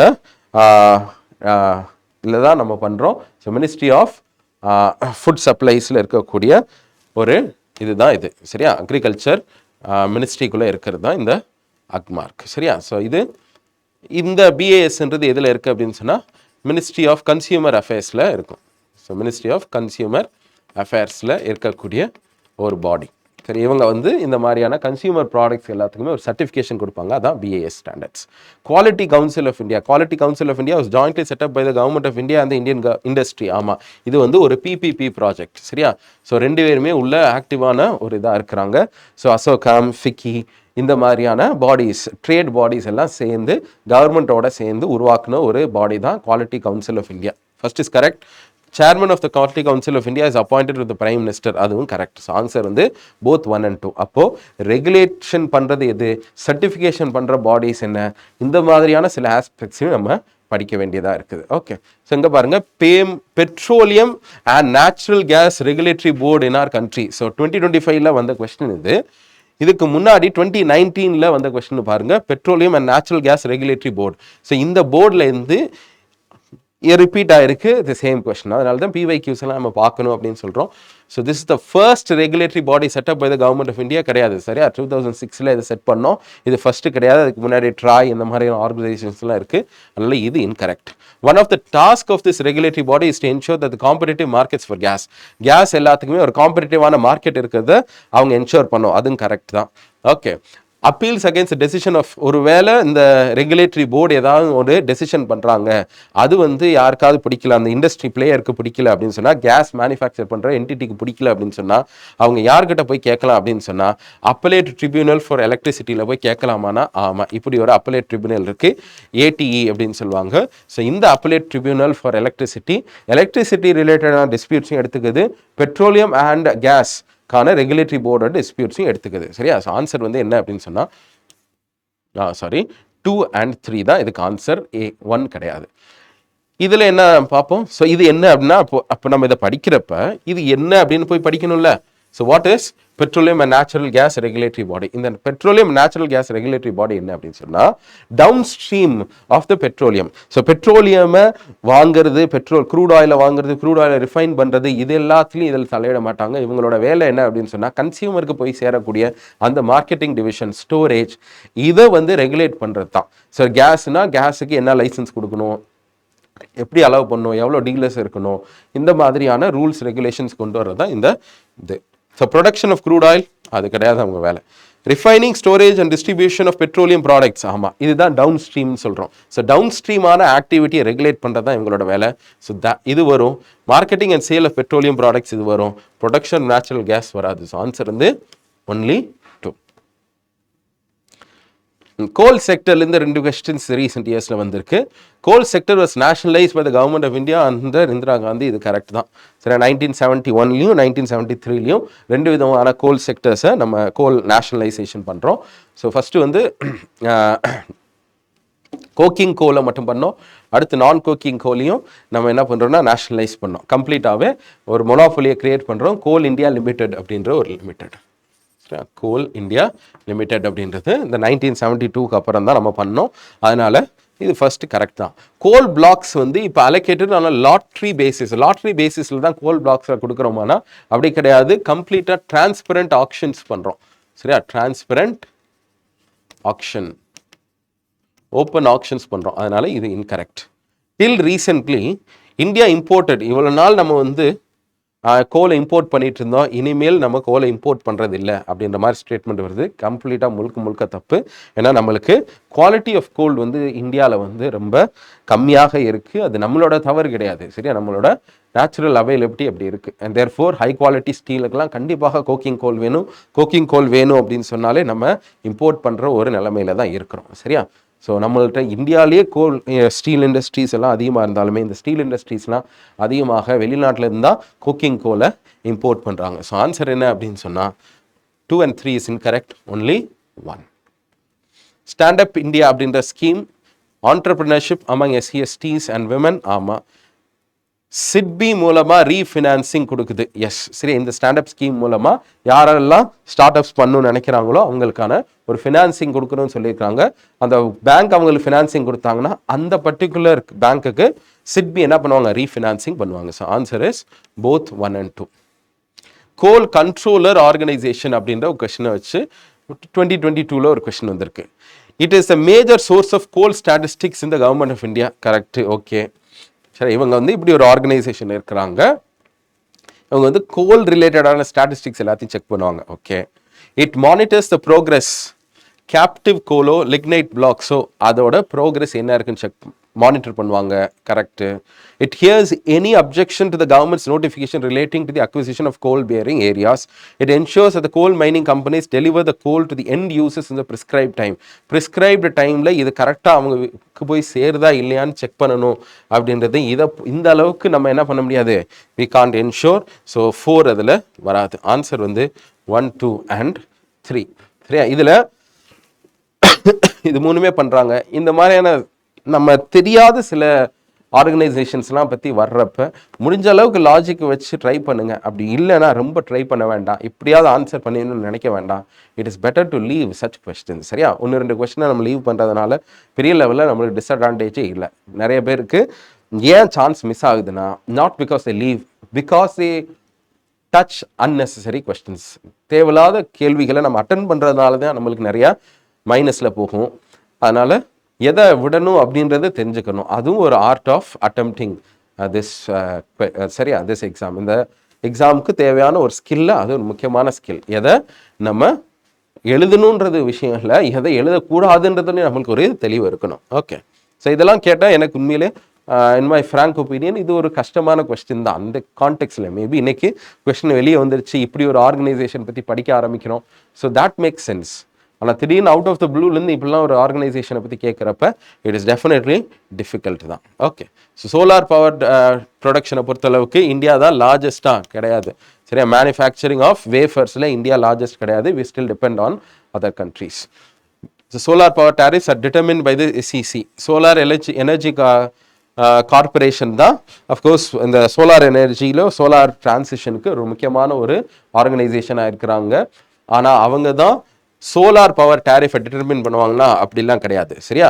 சென்ட்ரல் எனர்ஜி CERC, SCRC, சரி, எலக்ட்ரிசிட்டி ரெகுலேஷன் கார்பரேஷன்ஸு இருக்குது. சரியா? அவங்களாம் அந்த கமிஷன்ஸ் இருக்குது. அந்த கமிஷன்ஸ் தான் என்ன பண்ணுவாங்கன்னு சொன்னால் இந்த டேரிஃப்ஸ் எல்லாத்தையும் ரெகுலேட் பண்ணுவாங்க. இவங்க கிடையாது. So answer is 1 only. Which among the industry is the maximum consumer of water in India? Thermal power plant தான் இருக்கிறதுலே இந்த குரூப்பில் இருக்கிறதுல அதிகமான வாட்டர் கன்சம்ஷன் பண்ணக்கூடிய கம்பெனி. ஓகே. ஸோ அடுத்து சில கம்பெனிஸை பற்றி யூனிகார்ன் கம்பெனிஸ்னால் என்ன அப்படின்னு கேட்டிருக்காங்க. யூனிகார்ன் கம்பெனினா எந்த கம்பெனி $1 billion ரீச் பண்ண போதோ அதோட வேல்யூவேஷனில் அதுக்கு பேர் தான் நம்ம யூனிகார்ன் கம்பெனின்பாங்க. இப்போ ரீசெண்டாக கூட நம்மளுக்கு மற்ற வார்த்தைகளையும் பயன்படுத்துகிறாங்க. கெசல் கம்பெனிஸ்ன்னு சொல்லுவாங்க. கெசல், சீட்டா கம்பெனிஸ் அப்படின்னு சொல்லுவாங்க. அப்போ கெசல் கம்பெனி ரெண்டுமே என்னென்னா பயங்கர ஸ்பீடாக ஓடிட்டு இருக்கக்கூடிய கம்பெனிஸ். இந்த கெசல்ன்ற கம்பெனி இன்னும் ஒரு 3 years மேபி 2 to 3 years யூனிகார்னாக மாறலாம். சீட்டான்ற கம்பெனி மேபி ஒரு 3 to 4 years யூனிகார்னாக மாறலாம். ஸோ எதெல்லாம் அடுத்து யூனிகார்னாக மாறுறதுக்கு வாய்ப்பு இருக்கோ அதை கெசல் கம்பெனிஸ்னும் சீட்டா கம்பெனிஸ்ன்றோம். இந்த யூனிகார்ன் கம்பெனிஸ், யூனிகார்ன் பற்றின பிஸ்னஸஸ் எல்லாத்தையுமே ஒரு குளோபலாக இந்த ஹுன்ரன் ரிப்போர்ட் அப்படின்னு சொல்லி ஒரு ரிப்போர்ட் இருக்குது. அதில் இதை பற்றிலாம் டிஸ்கஸ் பண்ணுறாங்க. ஓகே. ஸோ இதுலேருந்து ஒரு கொஸ்டின் வந்திருக்கு. ஸோ 2023 MSMEலேருந்து ஒரு கேட்ட கொஸ்டின் பாருங்கள். MSME ஆக்ட் கீழே எதெல்லாம் பிளான்ட் அண்ட் மெஷினரியில் 15 to 25 கோடி வரைக்கும் இன்வெஸ்ட் பண்ணியிருக்காங்களோ அதுதான் மீடியம் என்டர்பிரைசஸ் இங்கே இருக்காங்க. இது ரொம்ப ஸ்பெசிஃபிக்காக இருக்குது. இதை நம்ம கண்டிப்பாக தெரிஞ்சிருக்கணும். ஏன் ரீசெண்டாக அந்த டைமில் தெரிஞ்சிருக்கணும்னா, ஏன்னா 2021 தான் நம்ம ரிவைஸ் பண்ணுறோம் இந்த MSMEயோட கிளாசிஃபிகேஷன் என்னென்னு சார் ரீகிளாசிஃபிகேஷன் கொண்டு வரோம். All bank loans to the MSME qualify under priority sector. இது கரெக்ட். ஆளுன்னு இருந்தாலே தப்பு அப்படின்றது கிடையாது. ஸோ இந்த particular statement has been clarified. RBIயோட சர்க்குலர்லி PSL சர்டிஃபிகேட்ஸ், PSL நார்ம்ஸை எப்படிலாம் பேங்க் மெயின்டைன் பண்ணும் அப்படின்றதுல தெளிவாகவே சொல்லியிருக்கிறாங்க. Bank loans to the MSMEs qualify under priority sector lending. So 2 வந்து கரெக்ட். இந்த ஃபர்ஸ்ட் ஸ்டேட்மெண்ட்டை பற்றி இப்போ இன்னும் மாறி இருக்கு. சரிங்களா? ஸோ அந்த டைம்லேயே இது தப்பு தான், இப்போ இன்னும் கொஞ்சம் மாறி இருக்கு. இந்த நியூ கிளாசிஃபிகேஷன் யூனியன் பட்ஜெட் 2024-25 போட்டதில் என்ன இருக்குது அப்படின்னு சொல்லி பார்ப்போம். ஒரு மைக்ரோ ஸ்மால் அண்ட் என்டர்பிரைசஸ்ன்றது இதுக்கு முன்னாடி வெறும் இன்வெஸ்ட்மெண்ட்டின் அடிப்படையில் மட்டும்தான் அதை நம்ம செக் பண்ணோம். 2020க்கு அப்புறம் என்ன செக் பண்ணுறோம்னா, இன்வெஸ்ட்மெண்ட்டை மட்டும் பார்க்க மாட்டோம், இன்வெஸ்ட்மெண்ட்டும் நடந்திருக்கணும், டேர்ன் ஓவரும் நடந்திருக்கணும். சரியா? ஏன்னா சில கம்பெனிஸ் என்ன ஃபீல் பண்ணாங்கன்னா, நாங்கள் கஷ்டப்பட்டு கடனை வாங்கி நாங்கள் இன்வெஸ்ட் பண்ணுறோம், அப்போ இன்வெஸ்ட்மெண்ட் எவ்வளோ அதிகமாக இருக்கோ அதை வச்சு நீங்கள் எங்களை மீடியமோ அல்லது ஸ்மால் அப்படின்னு நீங்கள் சொல்லிடுறீங்க. ஆனால் அதுக்கப்புறம் எங்களுக்கு என்ன வர்றது கிடையாது, போதுமான அளவுக்கு டேர்ன் ஓவர் வர்றது கிடையாது. அப்போ டேர்ன் ஓவரையும் பார்க்கணும், இன்வெஸ்ட்மெண்ட்டையும் பார்க்கணும் அப்படின்னு சொன்னாங்க. ஸோ அதை வந்து கருத்தில் கொண்டு கவர்மெண்ட் என்ன பண்ணுறாங்கன்னா, எம்எஸ்எம்இனா என்ன அப்படின்ற டெஃபினிஷனை மாற்றுறாங்க. சரியா? ரெண்டையுமே நம்ம பயன்படுத்த போகிறோம். ஸோ இதுக்கு முன்னாடி இருந்தப்போ ஒரு மைக்ரோ என்டர்பிரைசஸ் எப்படி இருக்குன்னா, 1 crore investments 10 crore turn over. 1 crore இன்வெஸ்ட்மெண்ட்டோ and not or 1 crore investment and 10 crore turn over அப்படின்னு இருந்தால் தான் அதுக்கு பேர் மைக்ரோ என்டர்பிரைசஸ். சரியா? ஸ்மால் என்டர்பிரைசஸ்னா 10, இது வந்து 1, 10, 50 அப்படின்னு இருக்கும். சரியா? 10 அதுக்கப்புறம் 5 அப்படின்னு மாறும். இது வந்து அதே மாதிரி தான் 10, 5 இதே மாதிரி தான் இருக்கும். ஸோ 1 இந்த பக்கம் 10, இந்த நம்பர் மட்டும் தெரிஞ்சால் போதும். சரியா? ஸோ இன்டூ 10 டைம்ஸ், அதுக்கப்புறம் இன்டூ 5 டைம்ஸ், இன்டூ இன்னொரு 10 டைம்ஸ்னால் இன்னும் அதிகமாயிரும். அப்போது அப்படி இல்லாமல் நம்ம ஓரளவுக்கு மாடரேட்டாக தான் வச்சுருக்கோம். 110 இதுக்கு முன்னாடி இருந்தது லேக்ஸ்லாம் இருந்துச்சு, அதனால் இப்போ கொஞ்சம் இன்க்ரீஸ் பண்ணியிருக்கிறோம். ஓகே, ஸோ இதை என்ன பண்ணுறாங்கன்னா, எல்லாத்தையுமே 2.5 டைம்ஸாக நம்ம 2025 மாற்றுறோம். அப்போ இது என்ன ஆகுது, 1 crore 2.5 crore மாறுது. அதுக்கப்புறம் இந்த 2.5 crores அதுக்கப்புறம் இந்த 10 crores என்னவா மாறி இருக்கும், சாரி இது வந்து ரிவைஸ்டு டேர்ன் ஓவர் இல்லையா. ஸோ 2025 நம்ம இந்த நியூ எம்எஸ்எம்இ கிளாசிஃபிகேஷனை பார்க்கலாம். ஸோ இந்த நியூ எம்எஸ்எம்இ கிளாசிஃபிகேஷனில் 2021 நம்ம என்ன பண்ணுறோம் அப்படின்னு சொன்னால், இன்வெஸ்ட்மெண்ட் ப்ளஸ் டேர்ன் ஓவர் ரெண்டையும் அடிப்படையாக வச்சு தான் நம்ம எது எம்எஸ்எம்இன்னு டிஃபைன் பண்ணோம். ஏன்னா அதுக்கு முன்னாடி வரைக்கும் இன்வெஸ்ட்மெண்ட்டை மட்டும் வச்சு நம்ம பண்ணிட்டு இருந்தோம். அப்படி பண்ணக்கூடாது, investments alone should not be used அப்படின்ற ஒரு புரிதல் நம்மளுக்கு வருது. எதுக்காகனா, சில கம்பெனிஸ் என்ன ஃபீல் பண்ணுறாங்கன்னா, இன்வெஸ்ட்மெண்ட்ஸ் அதிகமாக பண்ணிட்டாங்க. சரியா? ஸோ இன்வெஸ்ட்மெண்ட்ஸ் அதிகமாக பண்ணிட்டோம் அப்படின்னா அவங்கள அதிகமாக பண்ணியாச்சுன்றதுனால நம்ம மீடியம் அப்படின்னு கன்சிடர் பண்ணுறோம். ஆனால் அவங்களுக்கு டேர்ன் ஓவர் ரொம்ப கம்மியாக வருது. சரி, அப்படி பண்ண வேண்டாம், ரெண்டையுமே கன்சிடர் பண்ணணும் அப்படின்னு சொன்னாங்க. அதனால் 2021 நம்ம இந்த மாதிரி ஒன்று கொண்டு வரோம். இதில் எப்படி கொண்டு வரோம்னு சொன்னால், மைக்ரோ என்டர்பிரைஸை பொறுத்தளவுக்கு 1 crore இன்வெஸ்ட்மெண்ட் ஆனால் 5 crore டேர்ன் ஓவர். சரி, 1 crore 5 crore டேர்ன் ஓவர். அடுத்து இந்த இது வந்து அடுத்து ஸ்மால் இருந்தது 10 டைம்ஸ், அதுக்கப்புறம் அதுலேருந்து 5 டைம்ஸ். சரியா? ஸோ 1, 10, 50 அப்படின்ற மாதிரியான இன்வெஸ்ட்மெண்ட் லிமிட் வச்சுருக்கிறோம். ஆனால் அதுலேருந்து 5 டைம்ஸ் டேர்ன் ஓவர் லிமிட். எப்போவுமே டேர்ன் ஓவர் லிமிட் எப்படி இருக்கணும், இன்டூ எக்ஸ் 5x அப்படின்ற மாதிரி பிரிச்சிருக்கோம். ஓகே, ஸோ இதில் ஸோ 1 5 டைம்ஸ் 10 50 50 250 இப்படி இருந்துச்சா.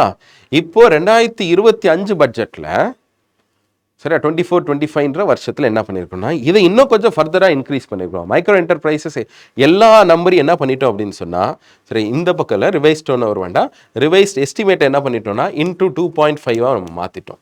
ஸோ இன்டூ 2.5னா 2.5, 10 25 மாறுது, 50 125 crore மாறுது. சரிங்களா?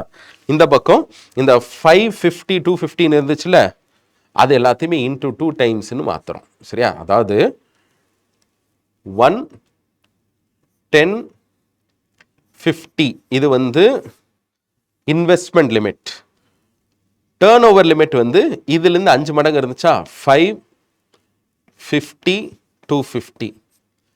ரீசெண்டாக எப்படி ரிவைஸ் பண்ணுறோன்னா, இந்த இன்வெஸ்ட்மெண்ட் லிமிட் எல்லாத்தையுமே 2.5 மல்டிப்ளை பண்ணுறோம். 2.5 அப்படின்னா 2.5 தென் 25 தென் 125 அப்படின்னு மாற்றுறோம்.